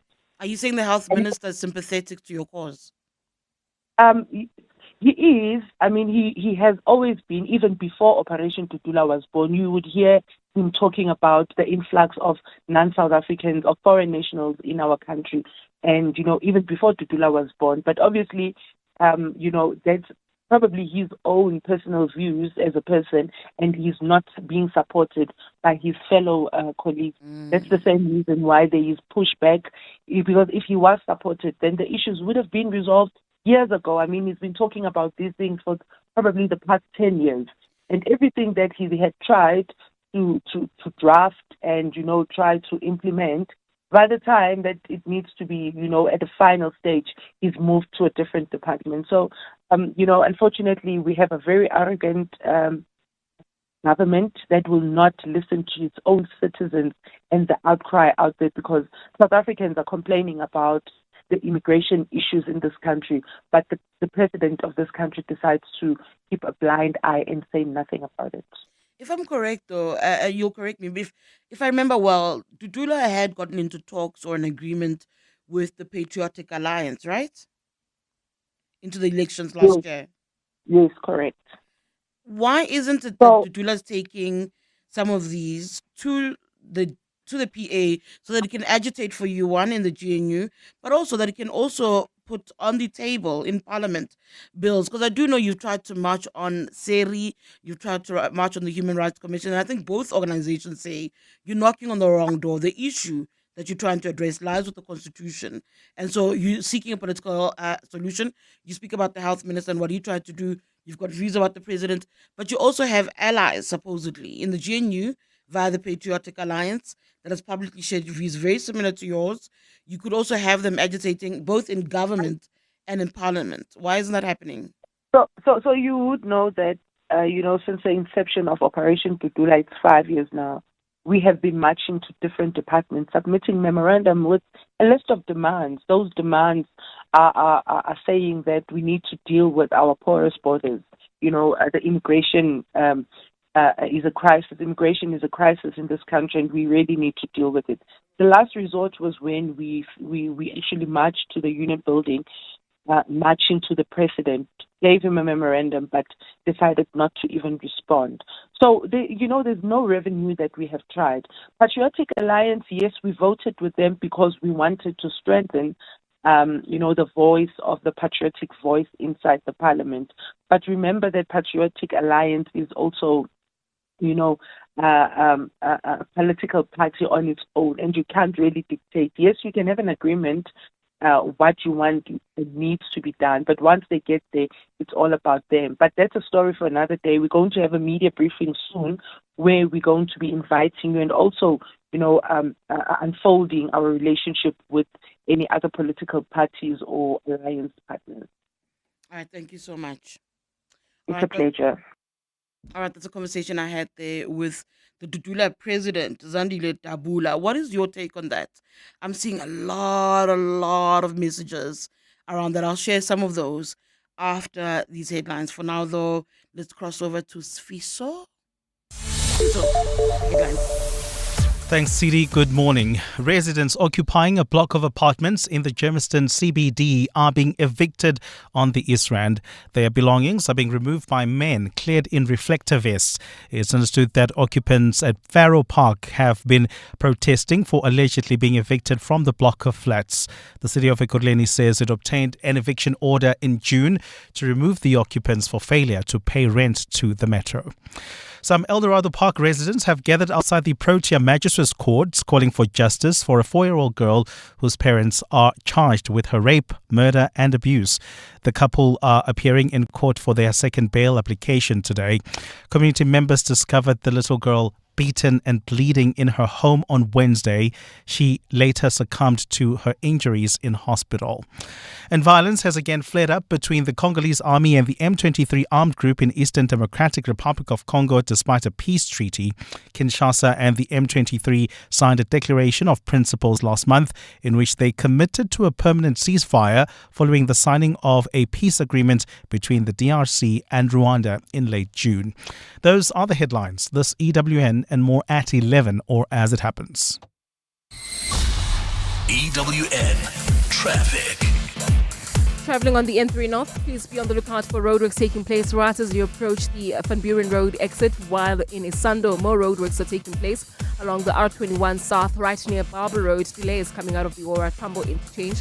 While traveling towards Amalgam, please be on the lookout for some delays on the M2 West approaching Main Reef Road. Main Reef Road in itself is heavily backed up towards the Albertina Sisulu Road off-ramp.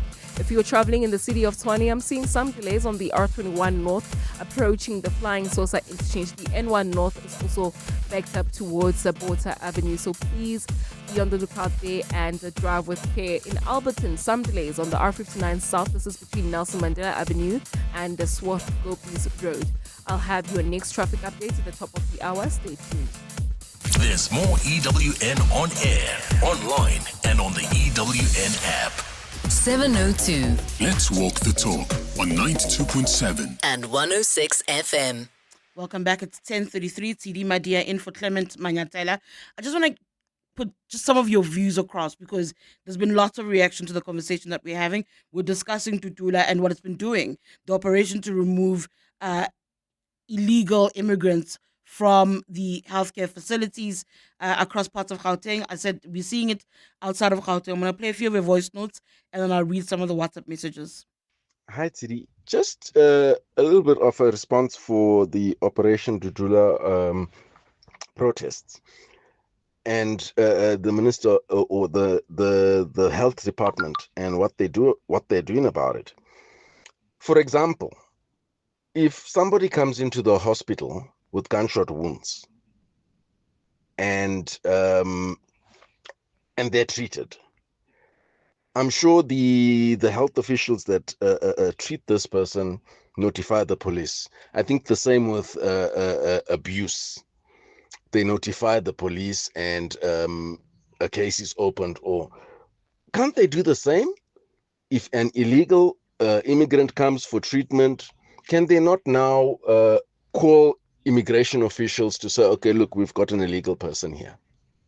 Shivers in Boxburg. Morning, Tshidi. On record, Tshidi, on record, the government is contradicting itself. If you are here in South Africa and have no documents, that means you have breaking the law. Simple. Then, for them to say they will probably give that much of medicine for somebody who's breaking the law, it's a contradiction. These ones, they just need to be voted out on record, Tshidi. Morning, Tshidi. Tshidi, I hear what Mr. Mohale is saying and then the interpretation of everyone. But why is it that the interpretation is not used when someone is arrested for Section 49, a violation of the immigration laws, being in the country illegally? Everyone does not work because those people are not given bail because they're not like everyone. So why is it that it is only everyone when it suits other people and not everyone when it doesn't suit other people? Can you kindly ask him that question? Ronald from Joburg. When people erect shacks and form squatter camps next to affluent suburbs, that's when you hear people living in privilege begin to complain and clearly no longer care about people's human rights. It's only now because the issue is affecting the poor that there's silence from people who are living in privilege. White people in particular are being supplied with cheap labor by foreign nationals, hence their silence on the matter. If the issue starts affecting them and they start flooding private hospitals, that's when you hear the outcry. All right, thank you so much for those voice notes. As I said, there's lots of messages. I'm trying to do a quick mop-up of just some of your views. On the WhatsApp line, somebody says, the Minister of Health is really not assisting in solving this mess. They're deliberate in not keeping the statistics. Yeah, that's a big question mark. When you go to the clinic, we are asked so many questions, including ID number. How convenient that they now say they don't have statistics on foreigners accessing our healthcare. That's Madimpo out in Pretoria City. It's not only blacks, it's all nationalities as well. I spoke to a white foreigner and she goes to Joburg, Jen, and said what great treatment she gets. So they must target everybody, not just black people. I'd like to stay anonymous. I totally agree with your panelists this morning with regards to the state of our clinics. I used to work in the health sector, especially with the local clinics, and I know there's a concept that we used to joke about core pharmacy shopping, where it is undocumented foreigners, because we do not have a digital system that would go around from clinic to clinic picking up medication and taking it over the border. This has caused a major issue with that pharmacy within our clinics, especially our health sector, where we run short of medication on a weekly basis. On the YouTube page, Mr. Angry Bird says, this guy is delusional. They are illegal. Yet you have the nerve to call them your brothers and sisters. Go to any country and see if that will be allowed. Only in SA, the Banana Republic. Fighter says, well said, thank you. We are human beings after all. Access to healthcare should never be denied to human beings. There's a thing that Kaya Setola raised that I think somebody also raised on the WhatsApp line, and that issue is, why not send the bill to their country of origin? That hasn't happened. Somebody once said to me, I think one of the experts once said to me, that we needed to sign a treaty to enforce such a thing, and that hasn't happened.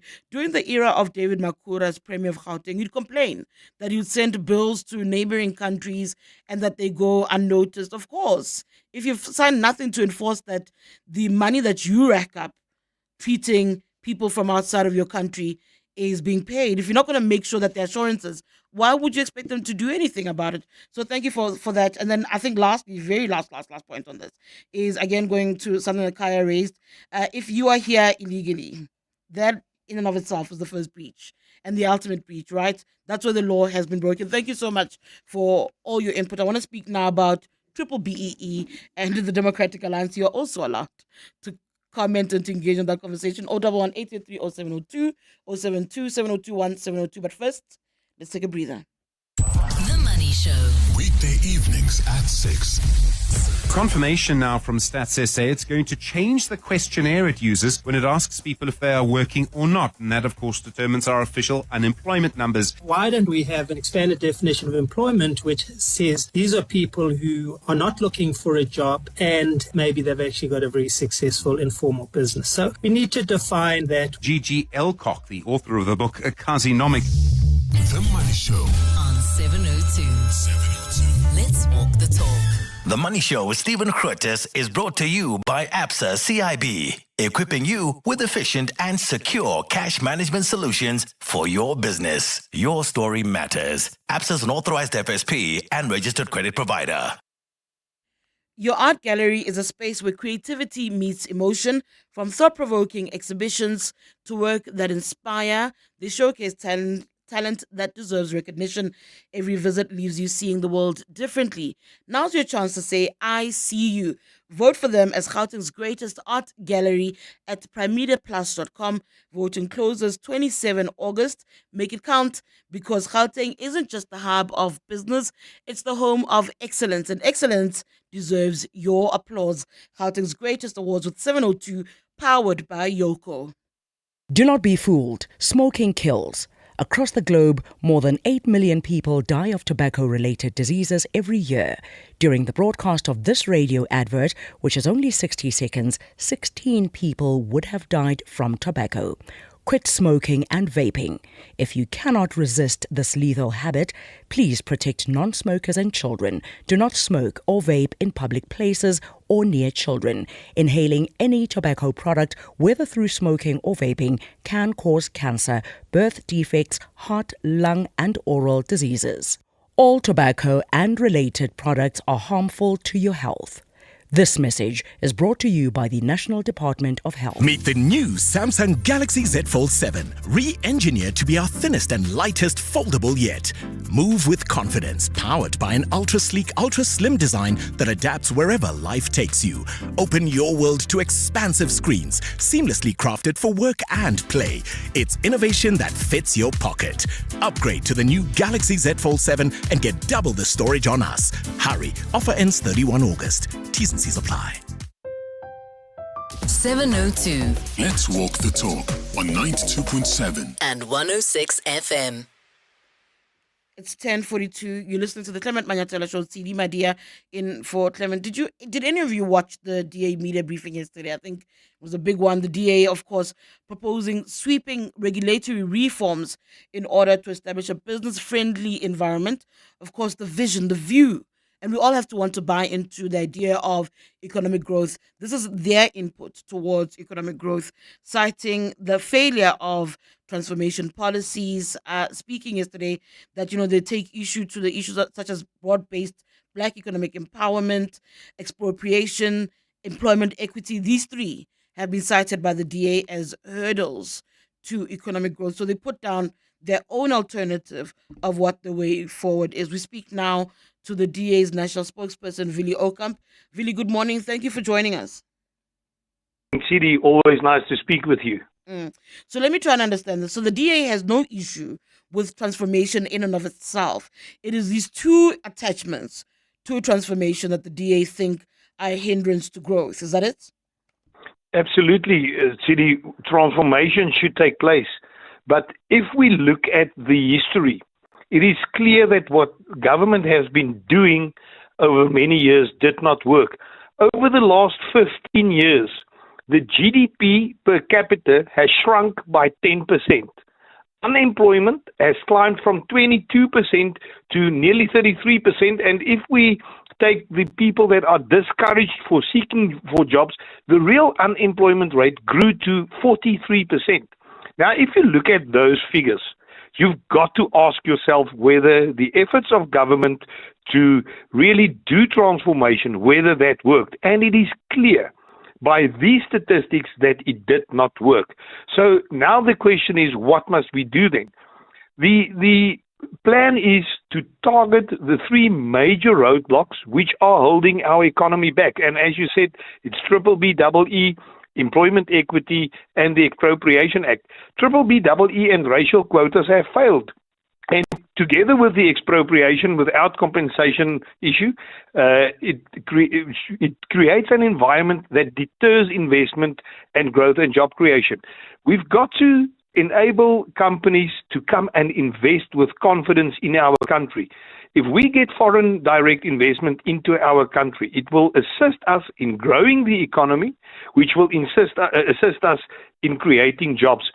People want jobs. I was in the Northern Cape in my constituency last week on Friday, and I spoke with a group of 108 people in the far-flung areas close to the Botswana border. And I've asked them, what have you benefited out of Black economical empowerment? And all 108 of them are Black people. I've asked them, what have you or your family or friends benefited? And unequivocally, the answer that everybody gave me was absolutely nothing. Those people are sitting there, they don't have services, they don't have jobs, they don't have proper roads, and that is what we need to turn around in our country. Vili? Yes? That failure, I want us to quickly look into that failure of Triple BEE as per the DA's assessment. You speak about where it's failed. There's also a view that compliance levels are really low. That suggests that the issue isn't the policy per se, it's around implementation or enforcement rather. And for me, the issue then doesn't become the policy or the politicians. It becomes the companies who are meant to enforce it. It says a lot about the belligerence. When you say that the stats show otherwise, what stats are you relying on? And maybe just weigh in on the fact that from where I'm looking at it, the issue with it is around implementation, including the companies that are meant to make sure that they comply with it. Tshidi, by far, the biggest amount of companies do apply with this. The problem that we have, however, is that if you look at the practical implications of the implementation of BBBEE, it did not support the masses out there, but it supported a handful of politically elected elite. Let's take the statistics that Prof. William Gumede released about a month ago, where he stated that it was found that 1 trillion rand of black economical empowerment went and benefited only 100 or so individuals. Now let's take that figure. We all know that black economical empowerment definitely benefited the elite within the ANC. Certain individuals or certain companies got contracts and they got another contract and another contract, and it was not money distributed between all the disadvantaged people in our country. Now, if you take 1 trillion rand, instead of distributing that amongst 100 individuals, you could have given a 50,000 rand startup for companies or money to companies to expand their business. You could have given that to 20 million South Africans. That would have been broad-based economical empowerment. But what we are seeing is a very narrow benefiting of certain individuals. Combine that with corruption, combine that with what we saw at the Zondo Commission report, combine that with what we've seen with the IDT over the last week, what happened there, it is clear that BEE benefited a handful, whereas the object was to benefit the masses out there, and it dismally failed in that aim of them. It's interesting that you should mention Professor Gumede's opinion on this, because Duma Kubule, who will come on a little bit later on, an economist who specializes in this, actually rubbished that argument, saying that it's not 100 individuals that received on average 10 billion rand. He says the argument he makes is you've got a super league of companies, right? That he was referring to in that regard. It's not about particular individuals, but I'll allow him to speak to that on his own. What are the alternatives that the DA is putting on the table? Well, I've had a discussion this morning on another radio station with Mr. Duma, so we've had our sparring already this morning. The fact of the matter remains that it will be idiotic to carry on implementing something that did not yield results. I started off by giving the statistics on our GDP per capita and the unemployment rate. We need to, and this is the alternative, we need to open up our markets. We need to enhance investment into our country. By applying BEE measures that did not work, will not yield a different result tomorrow. We've got to stimulate our economy. We've got a beautiful country with a lot of resources, hardworking people, people that want to go into a job. It's government's task to create an environment that is conducive for investment. I think they all agree with that last point. I want to see where the redress is in what you're saying, because the NC and the DA, as far as BEE and implementation is concerned, I don't actually think you're that far apart. They themselves very recently said they do think that there's an issue with the implementation of BBBE. Yeah. They've said that themselves. Yeah. Tshidi, the only way South Africa will transform is through fair, inclusive alternatives that can help lift poor South Africans out of poverty and onto the social mobility ladder. We need to free up the economy so that South Africans can grow their own businesses, creating millions of jobs in the process. But redress, really, redress. You can't just free up an economy and function with a country as if people are moving from the same base. Your argument almost suggests that we start at the same base. We don't. People are historically disadvantaged. What about redress? In what you're telling me, I'm struggling to hear the part where the DA says, in order to deal with redress, in order to get people at the same level, this is what we'll also do.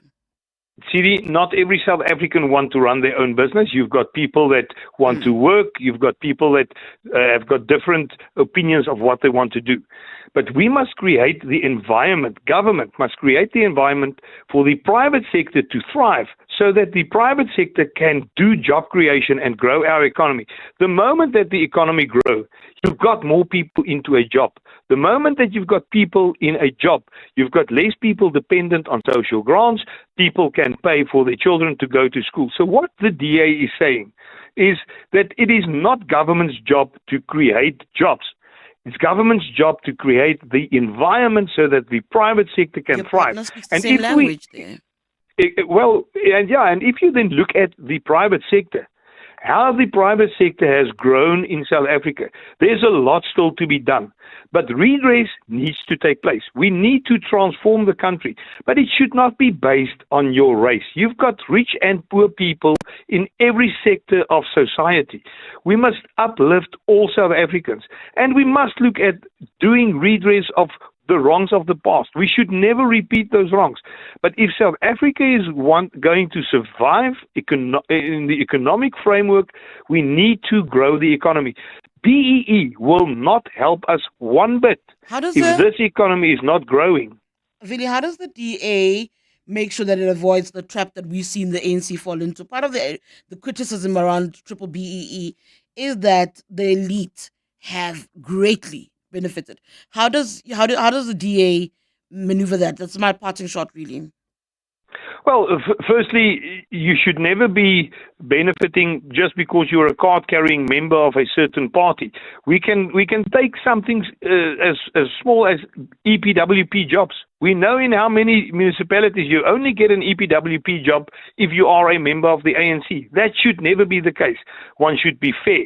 If we grow this economy, if we improve our roads, our harbors, if we take away things like expropriation without compensation, which is a stumbling block for investment, investors will come in. I do need to move on in the interest of time, but you say you can only get an EPWP job if you're only a member of the ANC.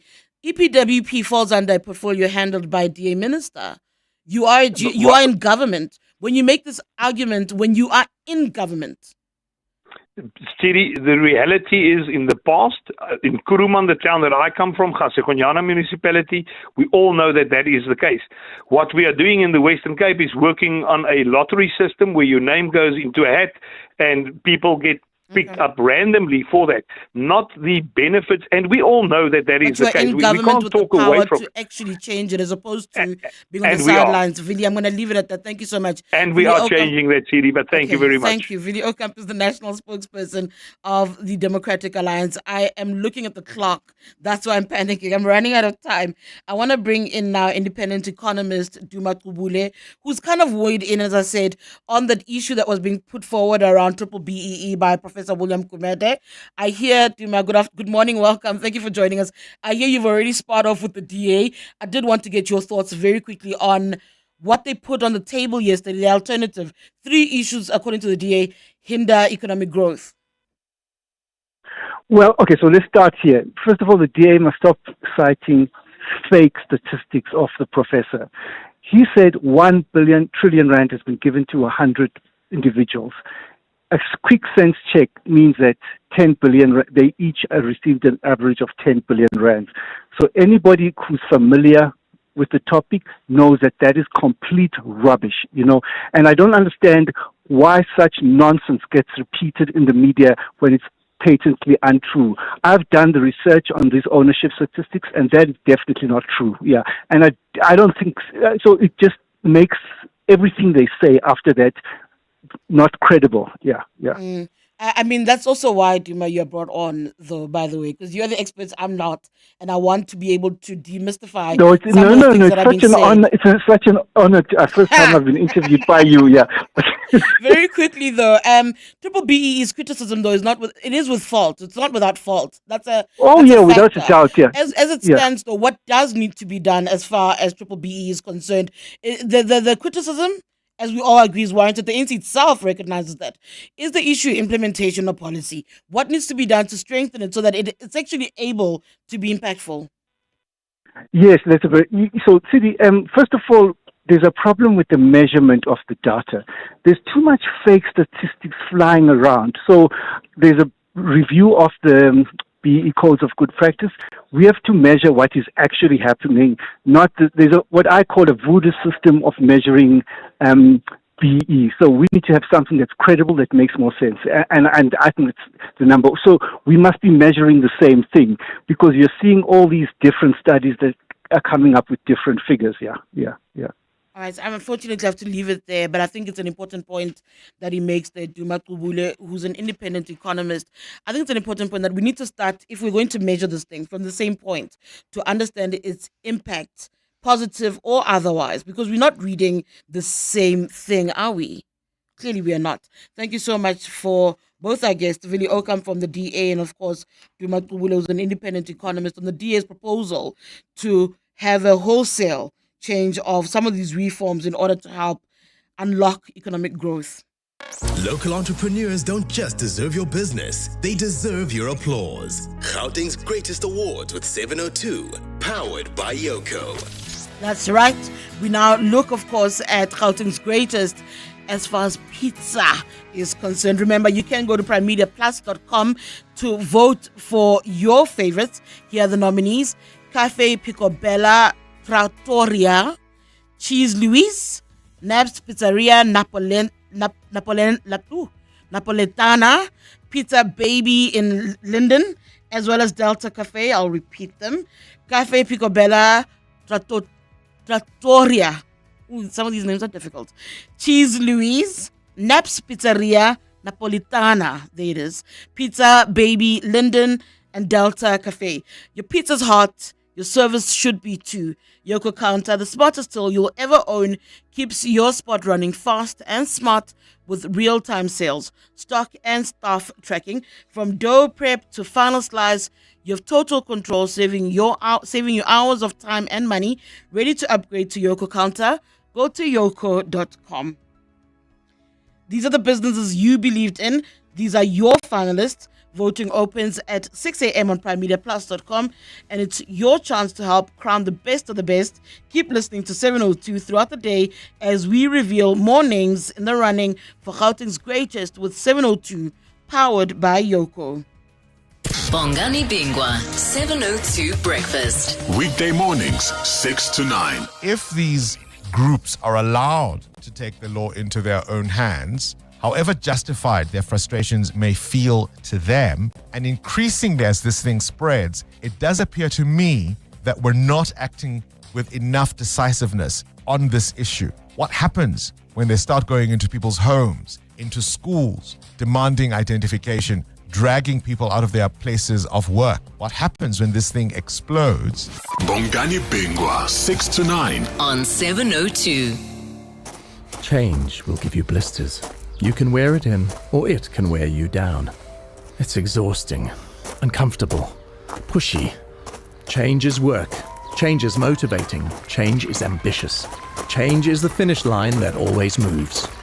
Change is opportunity. We're ready to chase it. For over 3 decades, we have been committed to seeking out the best investment opportunities for you, wherever they may be. 91. Investing for a world of change. 91 is an authorized FSP. Brush, stroke, paint, color, protect, and admire. From roof paint to exterior textures and interior silk, Warrior Paints has it all. The product range and stylish colors are amazing. And what's more, Warrior Paints has crushed prices for incredible savings. Enjoy that good old-fashioned personal service you deserve. For price, quality, variety, and service, Warrior Paints is streets ahead. Warrior Paints. Affordable, lasting luxury. Hi, I'm Dion Free. Winning requires audacity. That's why I joined African Bank and opened a 60-month fixed-term investment account. I'm scoring 12.8% interest at expiry on my investment. How cool is that? You too can join the bank that backs you to grow your money. Pop into a branch near you or visit africanbank.co.za. African Bank. Audacity to believe. African Bank is a licensed financial services and registered credit provider. T's and C's apply. This is EWN. Good morning, I'm Sfiso Zulu. We begin with a developing story on the East Rand this hour, where residents occupying a block of apartments in the Germiston CBD are being evicted for allegedly failing to pay rent. The Red Ants have been removing belongings to the occupants this morning from their homes. The city of Ekurhuleni says it obtained an eviction order in June to remove the people for failure to pay their rental to the metro. The city claims the occupants were sent notices on time to leave the premises. Meanwhile, not far from there, emergency services are extinguishing a Home Affairs building that's on fire in the CBD, where some residents are protesting against the evictions. Law enforcement authorities have cordoned off some streets due to the protests. We cross now live to Thandoluhle Ngobo in Germiston. Thandoluhle, take us through what's happening there. Well, so the Home Affairs building has been completely destroyed by the blaze. According to the city of Ekurhuleni disaster management, the protesters, they threw a petrol bomb onto the building, causing it to explode. No casualties have been reported, and fire services are still working to extinguish the smoke. Thandoluhle Ngobo, Eyewitness News, reporting live from Germiston. Some Eldorado Park residents have gathered outside the Protea Magistrates Court calling for justice for a 4-year-old girl whose parents are charged with her rape, murder and abuse. The couple is appearing in court for their second bail application this morning. Community members discovered the girl beaten and bleeding in her home on Wednesday. She later succumbed to her injuries in hospital. Dabula Mbata reports. Scores of community members holding placards with pictures of a little girl with ponytails are gathered outside the court waiting for the matter to be called. Some of the signs read, "Stop abusing children and save little lives." Police are monitoring the situation outside the Protea Magistrates Court. Community activist Sherelle Pillay says they want to see the wheels of justice turning. No bail, definitely no bail. We cannot have bail for any offenders against children and women. Members from the Community Safety Portfolio Committee are also present. Dabula Mbata, Eyewitness News, Protea Magistrates Court. In the Western Cape, advocacy group Women and Men Against Child Abuse say it hopes a former Cape Town teacher accused of sexually abusing young boys will be found guilty when his trial concludes. 86-year-old Ian Wares is facing multiple child sexual abuse charges in Cape Town and in the UK during his 40-year teaching career. He lost his court bid to have his case dismissed by the Wynberg Regional Court. He's also facing extradition to the UK, where he's accused of abusing young boys in Scotland in the 1960s and 70s. Ntutuzelo Nene reports. Magistrate Vanessa Miki rejected Ian West's lawyer's arguments that the state doesn't have enough evidence to prosecute his client. She also dismissed the suggestion that the state witnesses' testimonies were not credible, and she believes the state has ample evidence to continue with the case from October 14. Wamaka founder Miranda Jordan also believes that Wes definitely has a case to answer. We look forward to hearing the closing arguments on the 14th of October and also look forward to a conviction. Last year, the Western Cape High Court and Justice Minister Thembi Simelane approved Wes's extradition to Scotland to face charges of sexual abuse. Dutuzelo Nene, Eyewitness News. And violence has again flared up between the Congolese army and the M23 armed group in Eastern Democratic Republic of Congo despite a peace treaty. Kinshasa and the M23 signed a declaration of principles last month in which they committed to a permanent ceasefire following the signing of a peace agreement between the DRC and Rwanda late June. However, these accords have not stopped the violence, and fighting between the Rwanda-backed M23 and local groups affiliated with the government has intensified since Friday around the town of Mulamba in South Kivu province. Since its resurgence in 2021, M23 has seized large parts of the eastern DRC, including the major cities of Goma in January and Bukavu in February. More than 2 million people have fled violence in the east since January, according to a report by the UN Office for the Coordination of Humanitarian Affairs published late in July. Gold is trading at $3,353.27 an ounce. The rand is at 17.70 to the dollar, 23.84 to the pound, 20.65 to the euro. Brent crude oil is at $66.90 a barrel. There's queuing traffic on the R59 south between the Reading interchange and Swartkoppies Road. While travelling on the M2 west towards Amalgam, do expect delays between the Crown interchange and Main Reef Road. There's also queuing traffic along several roads within the Mayfair area, including Crownwood Road and Production Road. A partly cloudy day in store for Gauteng. The temperatures will peak at highs between 21 and 22 degrees. The developing story in EWN this hour. Residents occupying a block of apartments in the Germiston CBD are being evacuated for allegedly failing to pay rent. EWN, in touch, in tune and independent.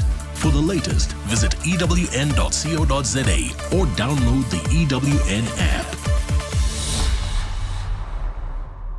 702 listens. We are listening to you. 702. Live On the Prime Media Plus app. DSTV channel 856. 92.7. And 106 FM. Let's walk the talk. All right, 6 minutes past 11. Welcome back to the Clement Manyathela Show. Tshidi Madia standing in for Clement. Of course, every Tuesday at 11 o'clock, it's the world of work. Today we're going to look at how to handle misconduct in the workplace. Have you ever dealt with a misconduct in the workplace? Had questions on how to navigate that particular issue, how to deal with it, how to address it efficiently.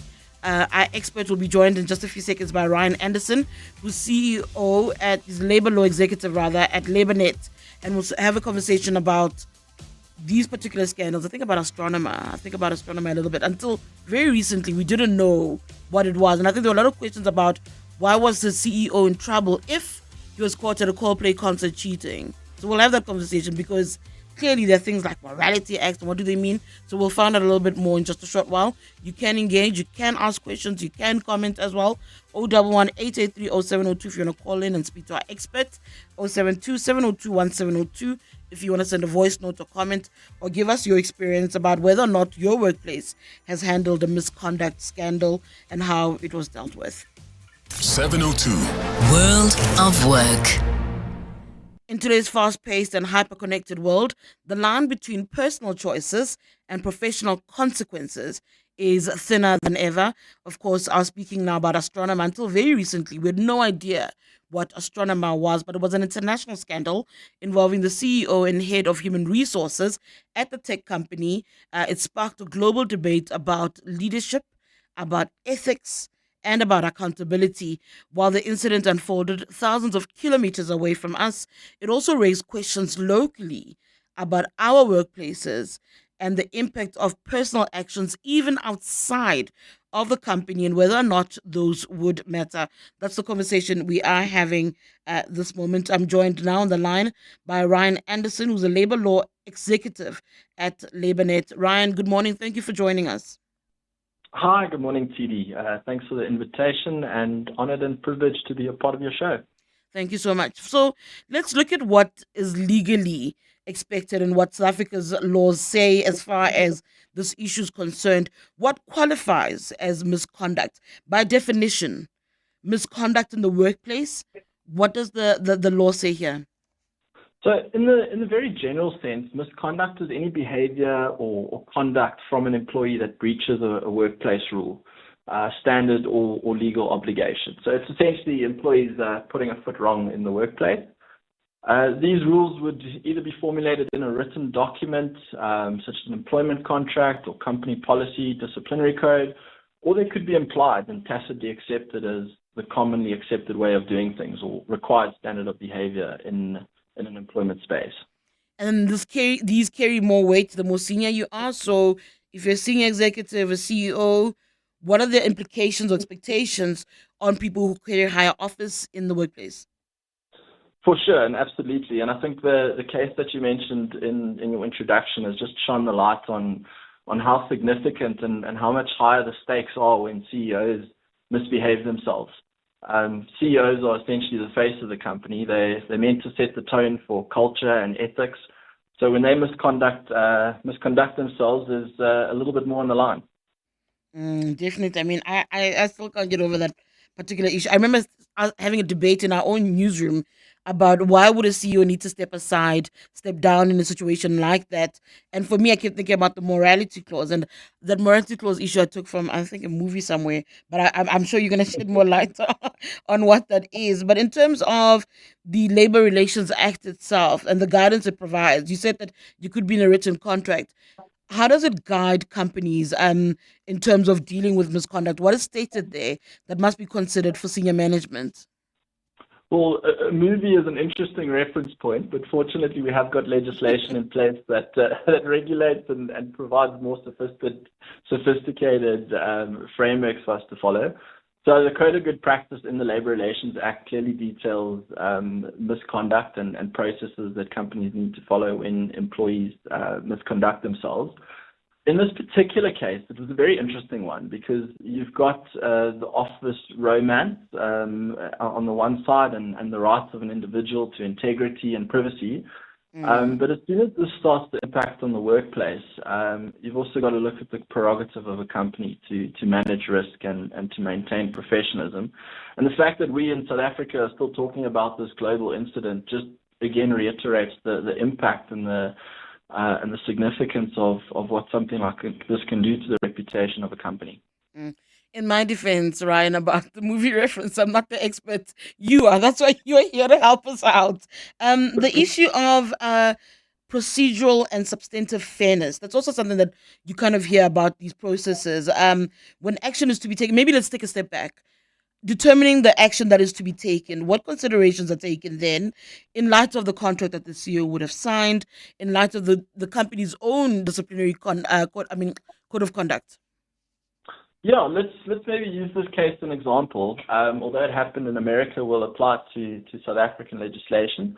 So the first step would have been to decide whether or not the CEO had actually broken a rule.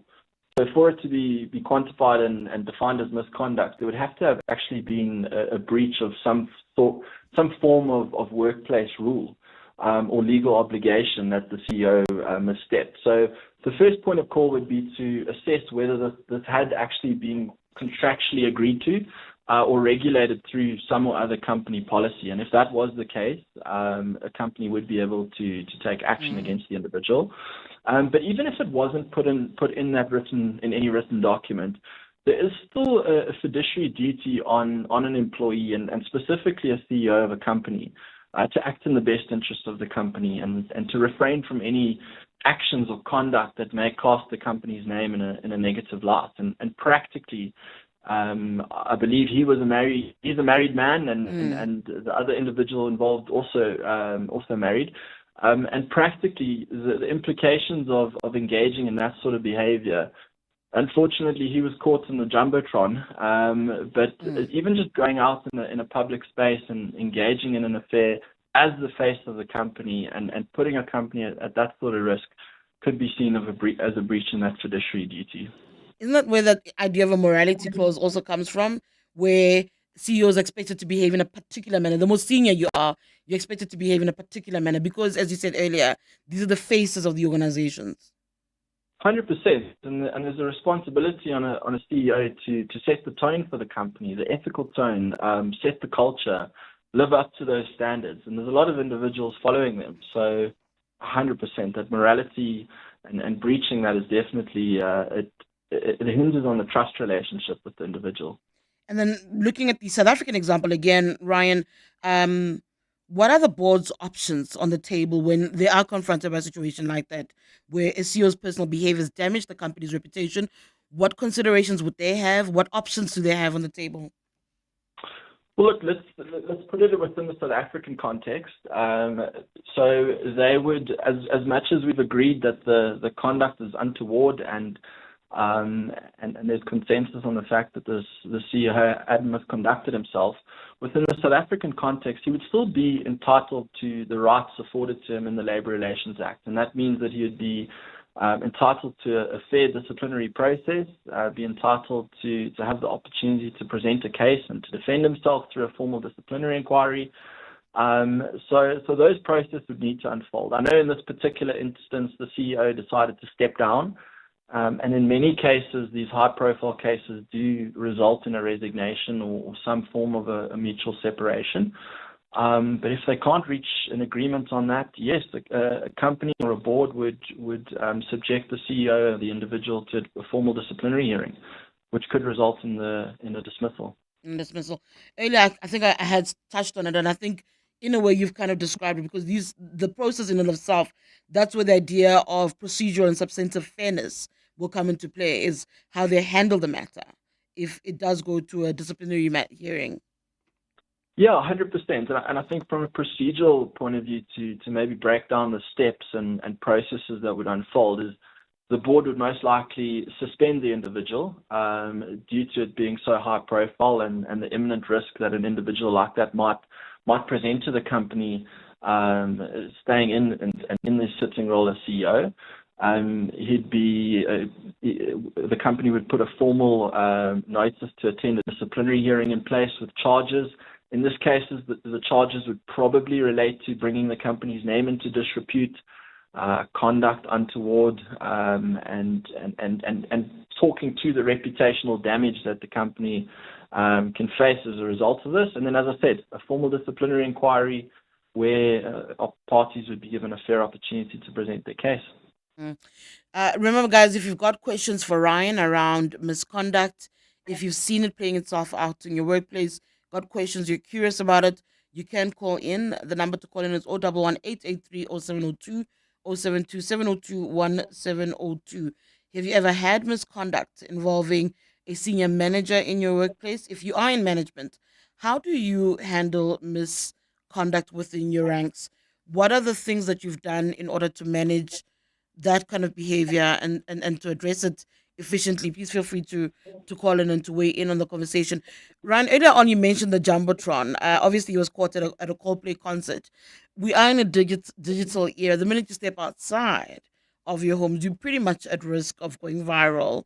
In a situation like this, how have companies prepared themselves to also manage the reputational risks that come with the digital era? What can they do? And even, I suppose, for the employees themselves, if you may, what do you then do? Because you have very little control in the digital era, I think, in terms of what of you gets taken, in this case, the Jumbotron as well, and goes viral. Yeah, 100%. I think the name of the game is regulation and enforcing policies to create awareness around expected and required standards of behavior. So in this particular case, off-duty conduct policy would have been relevant. I think also regulating, being very specific on this example, really regulating office romances. So in anticipation of a question along these lines, I pulled up some statistics around workplace romance. And it turns out up to 60% of people confirm that they have been involved in some form of a workplace romance. And around 43% of people meet their spouse or partner in a work-related environment. So I think the key thing here is that there's nothing inherently wrong or romance, office romance in itself is not inherently misconduct. But when it starts to impact the company or the workplace, it becomes a problem. And that's where that balance that I spoke of comes into play, where there's a right to the individual and the employee to their integrity and privacy, but also a company's ability to manage risk and professionalism. So it's all about policy, creating awareness, and trying to regulate it as much as you can, so that we all are playing by the same rules and are informed of what those rules are.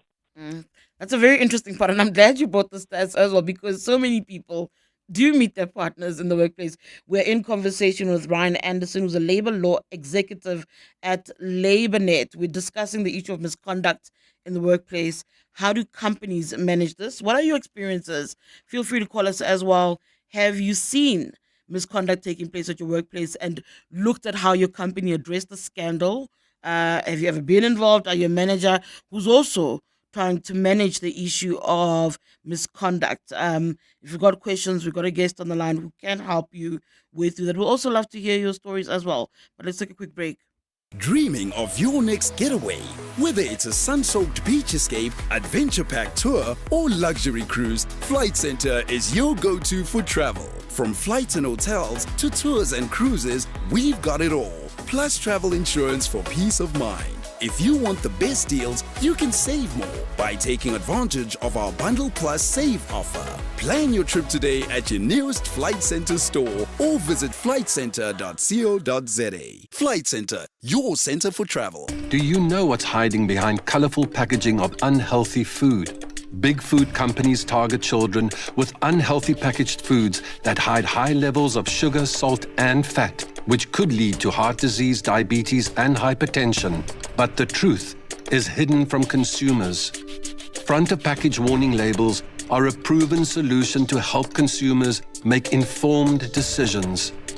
The government must act now. We have the right to know what's in our food. Demand front of package warning labels.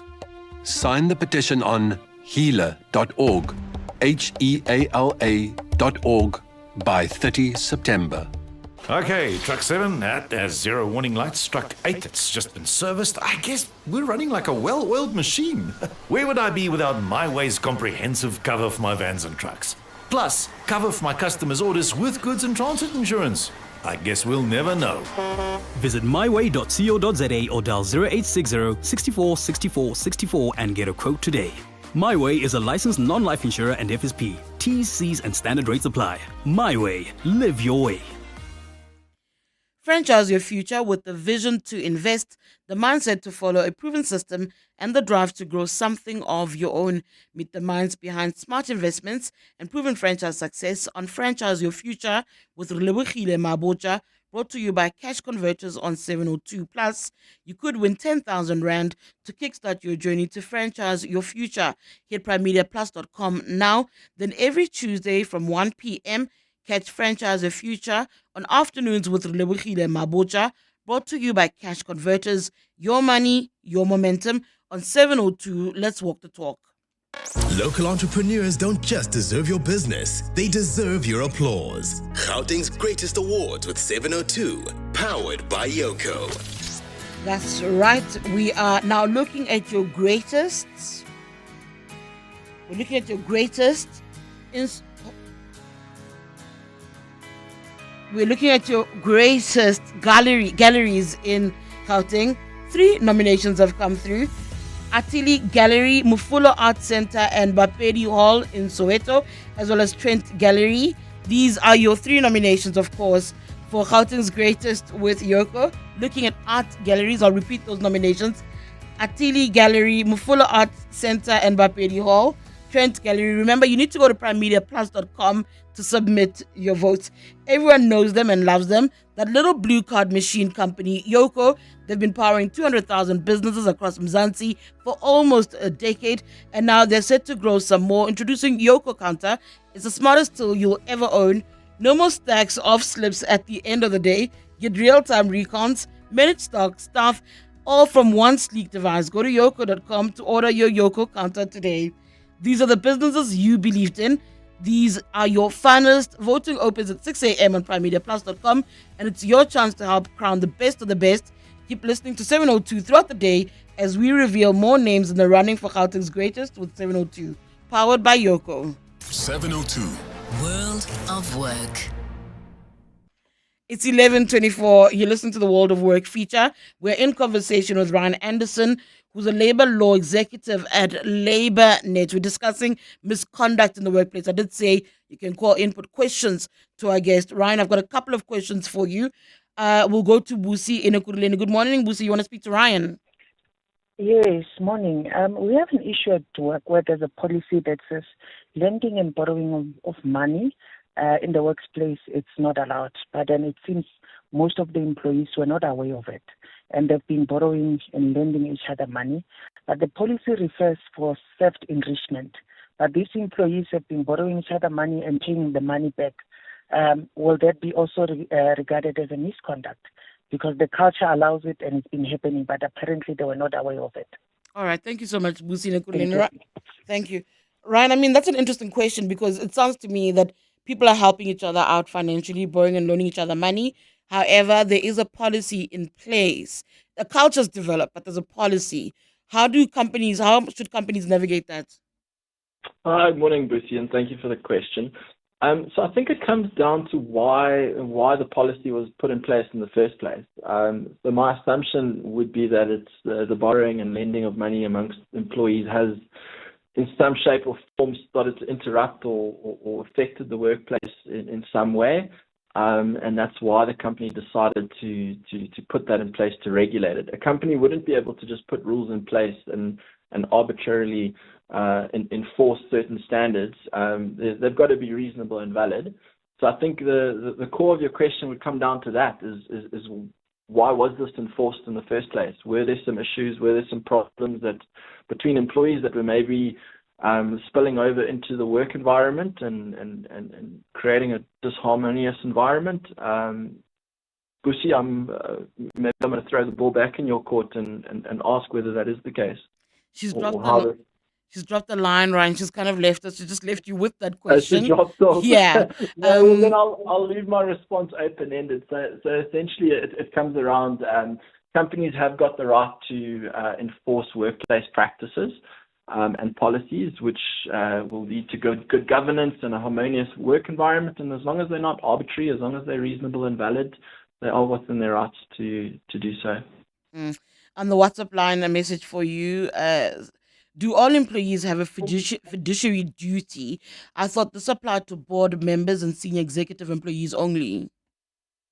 So that fiduciary duty to act in the best interest of your employer would be implied across the board. It would be with any employee. As soon as there's an employment relationship and there's that connection and nexus, there's a duty on both parties to act in the best interest. But it would be even more so the more senior you are in the business, and especially in this case where it's the CEO and they're the face of the business. And that's the difference between an employment relationship and a regular contract or independent contract engagement, is there is actually a stronger connection between parties and more obligations. The importance of a clear code of conduct, Ryan, stating exactly where the company stands on managing particular situations, on prevention, really, in some cases. I mean, the issue of office romance, in essence, we see a lot of companies attempting to manage that by not wanting office romance to happen. How important is it for companies to put together a very clear code of conduct? So important, TB. In fact, as LabourNet, our first point of call with any of our clients is to initiate a labour audit up front. And to implement regulatory policies to govern, or first and foremost, the disciplinary code, which sets about the rules of engagement, and then policies which will further regulate specific areas of the business where we feel additional protection is needed. And it's very, very important. We want to create awareness around what the accepted standards are. Your previous caller alluded to the cultural elements of lending and borrowing money, and we must acknowledge that we operate in a diverse environment in South Africa with people from all walks of life, and it's important that as a company we clearly communicate what standard is required and what the particular rules of engagement are. As we wrap up now, Ryan, the lessons South African companies must draw from some of the high-profile cases we've seen around the world over the years. What are the important things that South African companies should learn, of course, in accordance with what our legislation is on the issue of misconduct and what the labor law dictates? Yeah, I think it's how to mitigate risk as far as possible. We don't want to have an overly rigid and unnecessarily strict environment, but we do want to do a proper stock take of where our risks lie and what measures we can put in place to mitigate.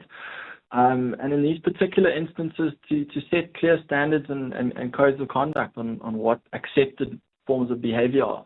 You alluded to it in one of your previous comments. We operate in a digital world where something can go viral within seconds, and all of a sudden everybody knows who the company astronomer is. And I don't think it wasn't really a household name before.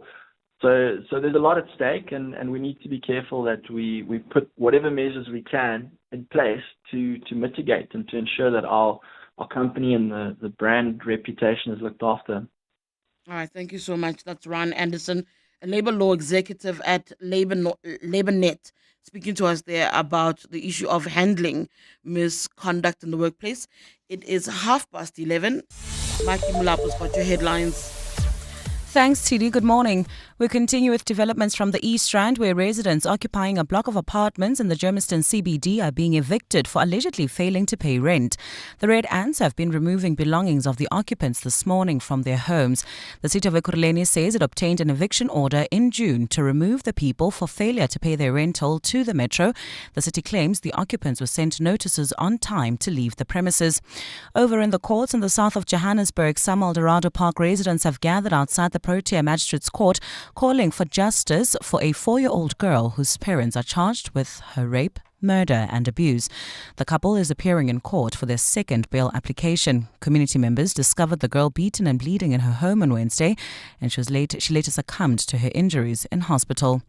And Trade and Industry Minister Park Stau says a revised trade offer has been tabled to the US as South African officials make concessions to Washington's calls to balance trade. The resolution was made at a cabinet meeting last week. Dau says the new offer responds to the issues the US has raised in the 2025 National Trade Estimates Report substantively. Those are the headlines. This Eyewitness News and more at midday or as it happens. EWN Traffic. Travelling in Alberton along the R59 South, we still have got those delays between the Reading Interchange and Swartkopies Road. Please be on the lookout there.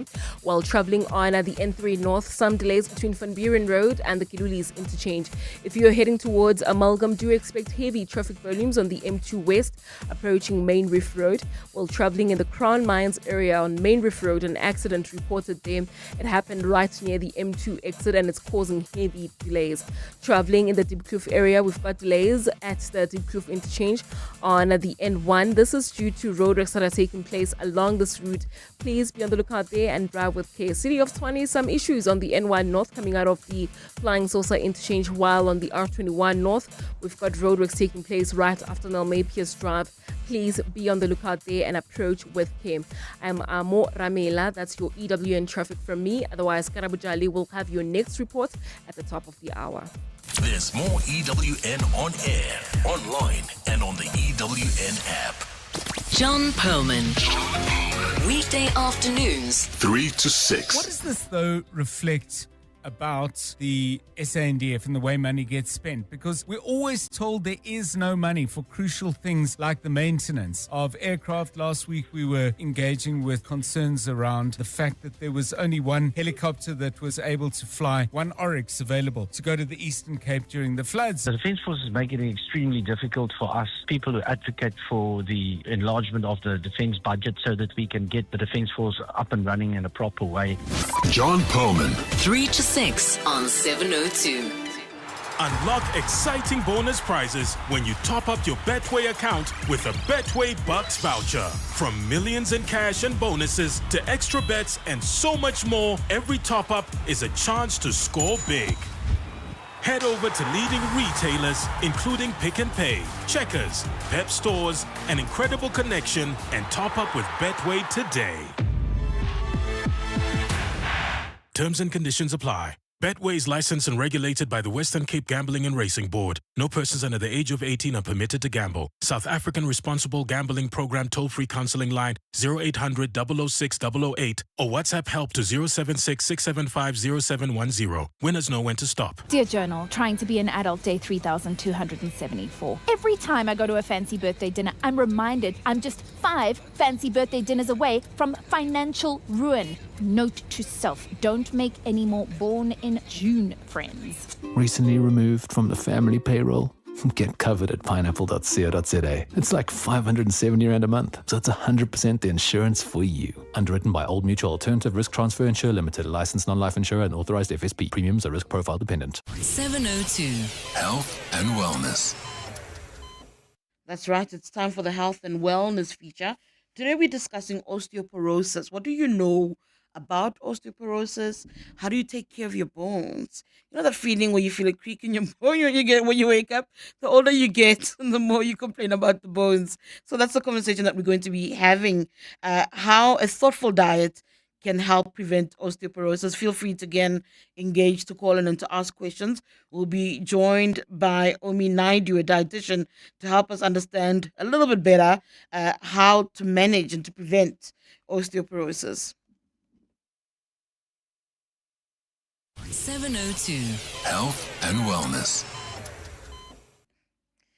August is Women's Month, a time to celebrate the achievements, strength, and resilience of women across South Africa. It's also the perfect moment to shine a light on health issues that affect women disproportionately, like osteoporosis. As I said, it's about the bones. It's known as a silent thief, a condition that gradually weakens bones, making them more vulnerable to fractures. For women, the risk is striking. 1 in 3 women over the age of 50 will experience an osteoporotic fracture in her lifetime. We are joined by Omi Naidu, head dietitian at Nutrition Wellness. Omi, thank you so much for joining us. Good morning. It's a good morning to you and your listeners, and thank you for having me on the show. Very few of us think about the bones until they start creaking when you wake up first thing in the morning. Why is it important for women to be thinking about their bone health long before they start experiencing problems? So if we're looking at bone health, we got to understand that you get your peak bone mass. So your highest reserve is round about your mid-20s to early 20s is when your bones are solidified, and that's what you have for life. So we've got to think of it quite routinely, especially with women, because they tend to lose more bone than men. And it's quite common around menopause for this bone loss to be accelerated. And whilst there's lots of treatments for osteoporosis, most of the drugs reduce your fracture risk, and they don't actually fully restore the bone architecture. So in this case, prevention is far more effective than any treatment. And this is why ladies should be thinking about bone issues far before they actually can happen. What is osteoporosis? I mean, it's been called a silent thief. Maybe explain why it's called a silent thief and how it affects our bones. So it's a chronic condition, which means that with time it can get worse. And it's where bones become weak, porous, so porous osteoporosis, porous, meaning there's holes in it, and fragile. And this makes them more likely to fracture. And even with minor falls or simple activities that you're doing day to day, you could end up with bone injuries. So just to know that it is a progressive condition unless you can try and modify it in terms of diet and lifestyle and strengthening and those type of things. Why are South African women, particularly those over the age of 50, more at higher risk? Yeah, so it's got to do with your vitamin D intake. So South Africans, often we see vitamin D intake quite low, as well as obesity does play a role, because the higher your weight, the more pressure you're exerting on your skeletal system. So in that way, it can increase the risk of bone issues and bone weakening. And then the third element is calcium, which is a nutrient found in certain foods and drinks. And again, it's certain women have, or certain cultures have a very low calcium intake.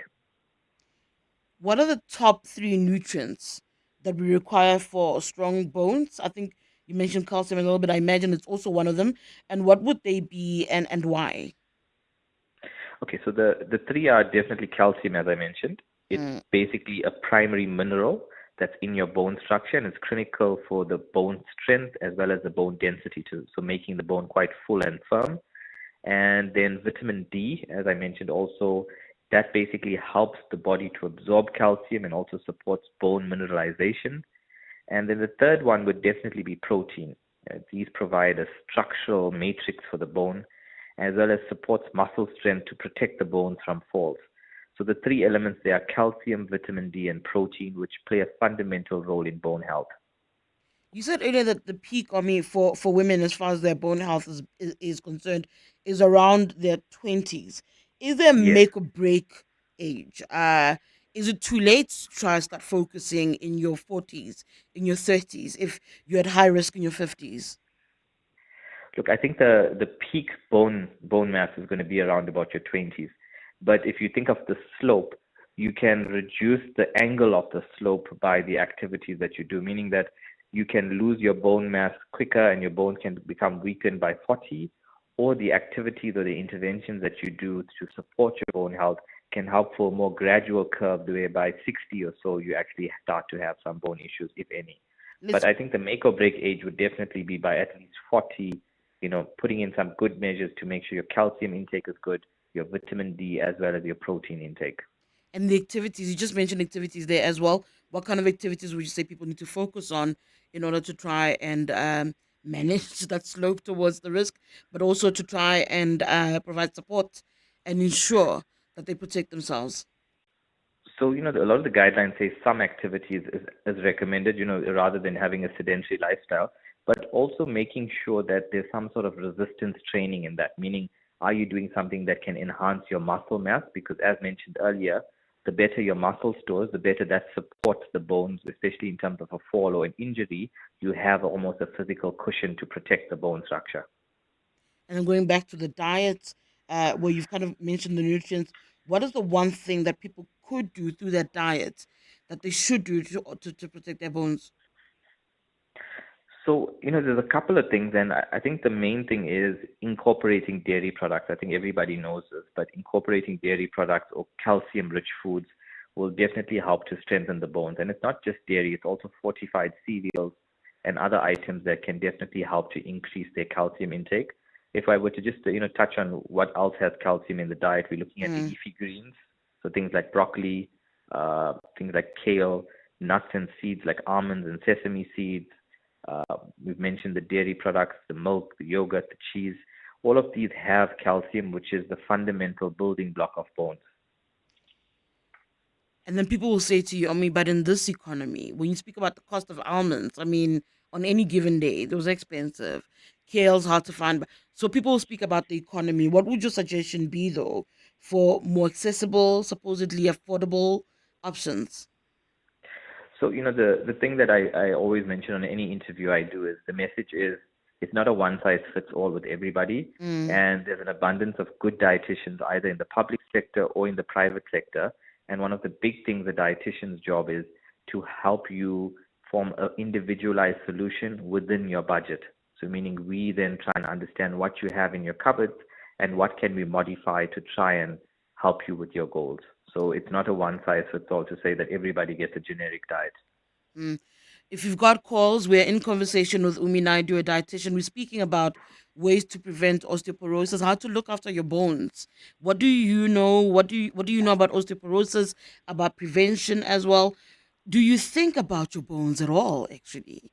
When you think about your diet, you'll think about your waist size, you'll think about your skin. I hear people always talk about their skin. But do you ever sit and think, if I eat this, is what's good for my bones? Have you struggled with bone health? How did you overcome it? Please feel free to call in on 011-883-0702, 072-702-1702. You can use that number to send in your voice notes and your WhatsApps. The issue of lifestyle factors, smoking, alcohol, physical activity, not having sufficient physical activity, the impact of all of those on bone health. Yeah, I think it's definitely something that doesn't enhance your bone health. A lot of studies show that excessive alcohol, so when I say excessive, I mean more than 1 to 2 drinks per day, can directly actually interfere with the bone building cells. So those are called osteoblasts. And it also then impairs vitamin D metabolism. And if you remember earlier, we said vitamin D is fundamental for calcium, which is all part of the bone health cycle. So excessive alcohol definitely weakens bones and affects bone health. When we're looking at a sedentary lifestyle, that lowers your muscle mass. And as your muscles get weaker, you're more likely to be having a fall or an injury, and then there's less of a cushion to protect the bone structure when you have that fall. So then you're more likely to have a fracture. So I think lifestyle interventions do play a big role. We also see that the Western diet, so all of us are these days are on fast foods and convenience foods, and these often have excessive salt or sodium in it. So those are processed foods, chips, fast foods. And all of these increase calcium loss in our urine. And over the years, this then accelerates that bone loss we were talking about. So just to reiterate, excessive sodium or salt increases calcium to be lost through the urine. And over the years, this then starts to affect your bone mass. And in practical terms, it's a busy day, you work really hard, difficult hours. What can one put together, snack ideas, meal ideas that will help support bone health? What should people be thinking as they prep for the day ahead with their bones well-being in mind? Yeah, so I think the easiest way, it's difficult to give a proper diet over an interview, but the easiest or the most simplistic analogy we use is something called the food plate model. And this is where you simply visualize your plate, and half of your plate should be vegetables or salad. A quarter of your plate should be your protein. And specifically, when we look at bone health, we're talking about fish, we're talking about sardines, pilchards, salmon, if you do have those. So that's your quarter of your plate, and the other quarter of your plate is your starch, which could be your rice, potato, or bread. If it's in a brown form, meaning a high fiber alternative, that's also going to help you feel fuller for longer and can help you maintain a good healthy weight, whereas your whiter versions are going to increase your risk of becoming obese. And we know that obesity then with time can worsen bone issues over time. So yeah, just looking at the food plate model. And then if you're looking at snacks, the easy ones would be things like yogurt, fruit, making sure that you're having high protein snacks like nuts, as we mentioned earlier. Those are things that are going to increase your protein intake while also making sure that your bone health can be improved. In terms of research, is there anything new or different that helps us understand the condition and how to better prevent ourselves from being diagnosed with osteoporosis? So I think it's, you mentioned the statistic already, 1 in 3 South African women will be affected by osteoporosis at some point in their lifetime. But I don't think there's anything groundbreaking, but what it's telling us is that as obesity is increasing, as the Western diet is increasing, and as our activity levels are at an all-time low due to, lifestyle demands, these all then factor in to increase the bone issues later on in life. Message for you on the WhatsApp line, Omi. This listener says, I've just had a bone density scan. Doctor mentioned trabecular deterioration. Can you elaborate on this, please? Yeah, so I'm definitely not the expert when it comes to bone density scans. So if it's anything nutrition related, I'm your guy. But I can comment on that. This ties back to what we're saying is over time, there's the natural progression of bone mass being lost. So it just depends how fast you as a lady or as a man are going to lose that bone mass. And the factors that we're talking about today are in your hands to try and reduce that progressive loss that we see with bones. Do supplements help? It's another message that's coming on the WhatsApp line. My question, can supplements like calcium help improve bone health? Yeah, no, definitely. I think it definitely plays a role. But, the message is not to just universally supplement yourself. It's coupled where a dietitian or a doctor does a blood test, you identify a deficiency, and then we supplement. Or if you really feel that it's almost impossible for you to have a balanced, healthy diet, this is where supplementation may play a role. But I think it's one of the measures. It can't then replace a healthy diet, though. And then for those who have been diagnosed, how do they adapt their diet in order to protect themselves against fractures? So it's typically the factors we were talking about, but just to know, like as a statistic, hip fractures in older women carry up to a 30% mortality risk within a year, and often lead to loss of independence. Meaning that in old age, when you have a hip fracture as a lady, you've got a 1 in 3 chance of succumbing to that injury within a year. meaning that this bone health is not something to be taken lightly. And just as with every other discipline, if you had a pain, you'd go to a physiotherapist for treatment. With nutrition, you shouldn't think that you're going to Google or try and fix it on your own. Rather, couple yourself with a good dietitian that can walk that journey with you. Another message on the WhatsApp line for you. There are various types of vitamin D. Which one is the best? D3, D4. Is it true that vitamin D should be combined with, I think, vitamin K to aid absorption? Absorption, yeah, that's the question. Yeah, so we normally use vitamin D3, but again, it's often based on the medical doctor as well, which formulation they want to use, whether they want to use a combination. There's also calcium and vitamin D, there's magnesium. It just depends. And, it's not a one size fits all, and definitely it's very individualized according to what the patient may need. Earlier you said to me that a lot of your calcium you find in your leafy greens. Where do we locate our vitamin D? In terms of the role it even plays in our bone health? So if you're looking at vitamin D, it's from fatty fish. So that's things like salmon, mackerel, sardines. It's also found in egg yolks. It's found in fortified foods. So a lot of our breakfast cereals have vitamin D. And then obviously sunlight exposure, at least 10 to 20 minutes on the arms and legs a few times a week, can help to improve the vitamin D level. I must be honest, there's not many patients that I've tested their vitamin D levels and it's come back normal. Most patients that we test do come back below the normal thresholds. Oh, that's interesting. And then just to wrap up again, I'm going to go back to what you were giving us in terms of advice, what kind of foods that we need to look at and activities that we need to consider in order to try and, one, improve our bone health and to maintain it, to make sure that that slope that you mentioned doesn't deteriorate even further.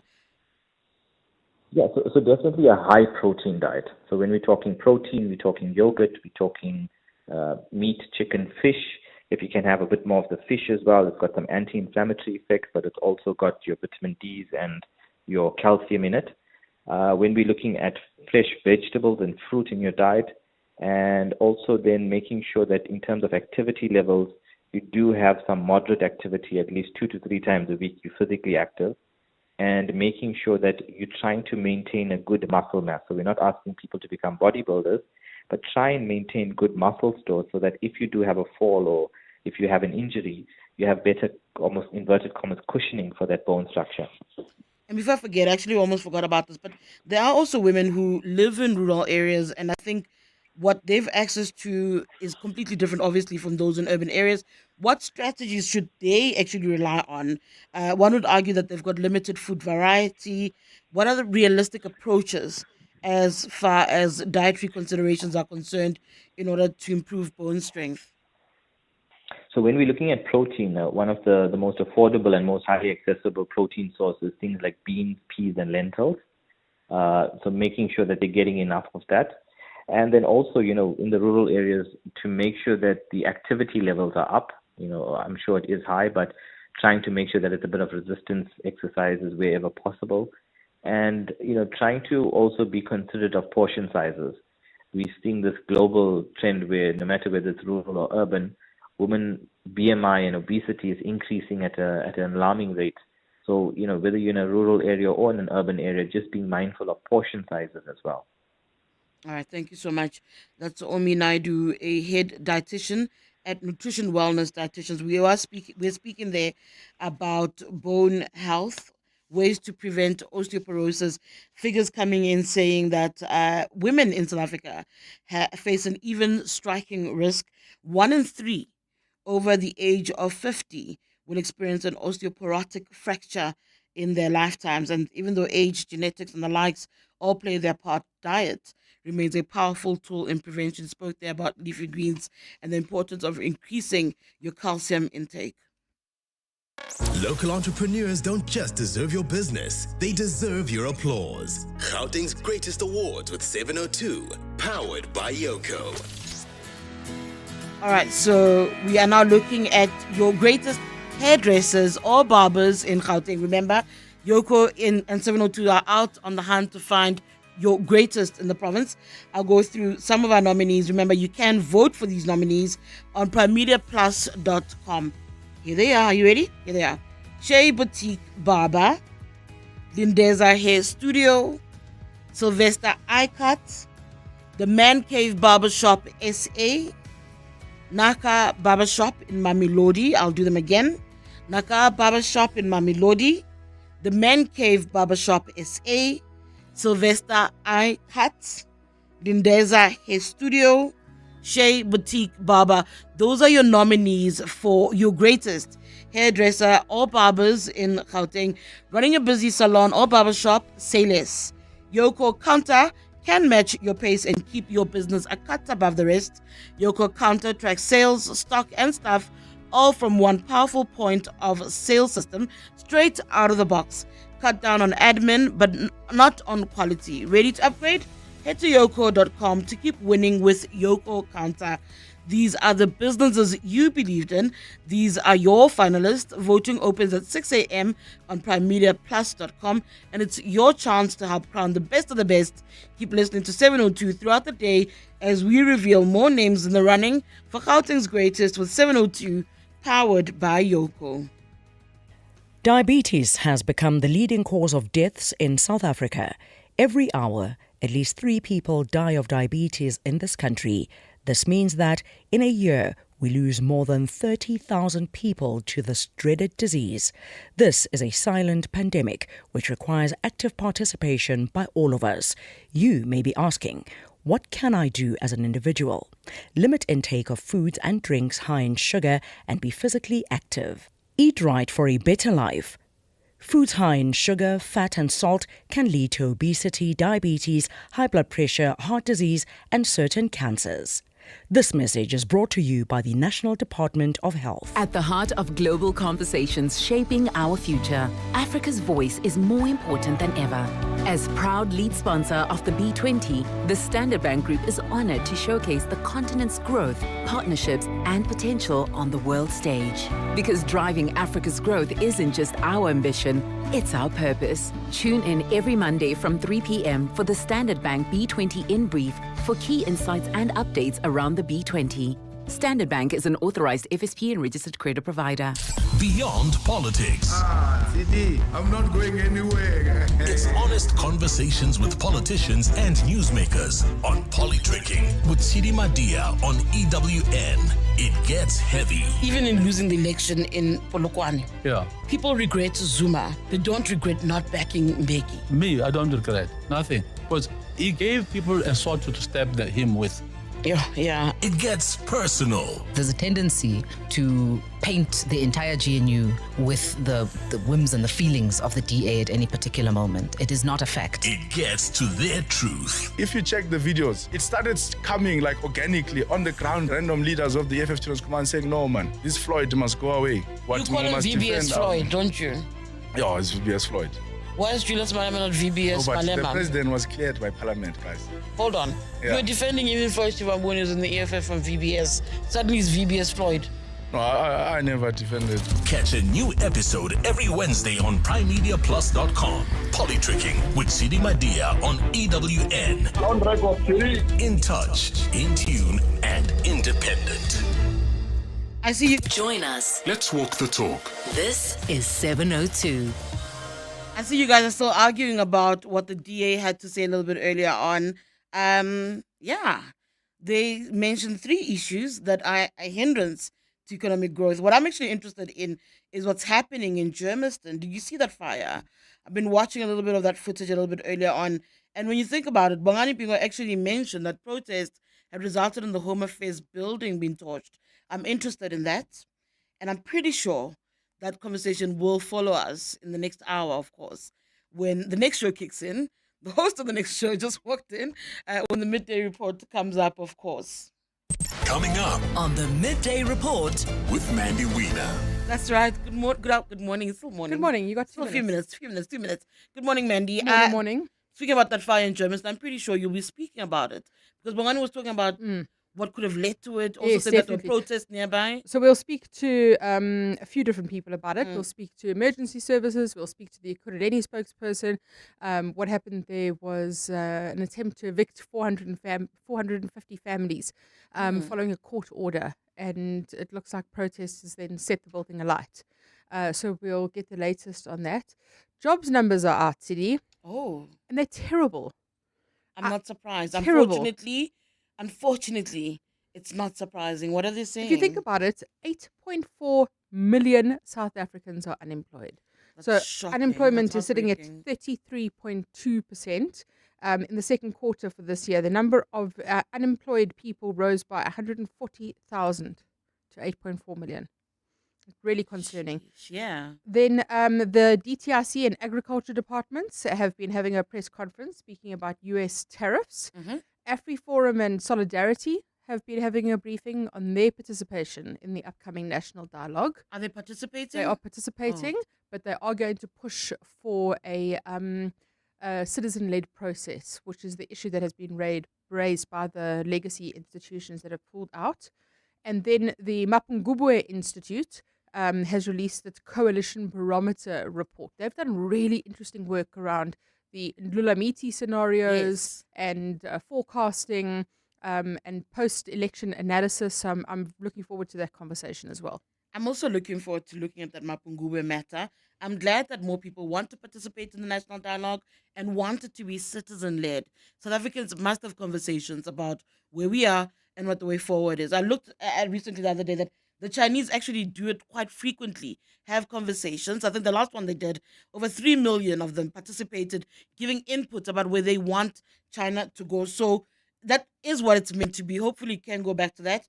That and more coming up, of course, on the Midday Report with Mandy Wiener. On my end, thank you so much for tuning in. It's been lovely. I think Clement is back with you tomorrow morning. Have a wonderful day. It's 12 o'clock. This is EWN. Good afternoon, I'm Maki Malapo.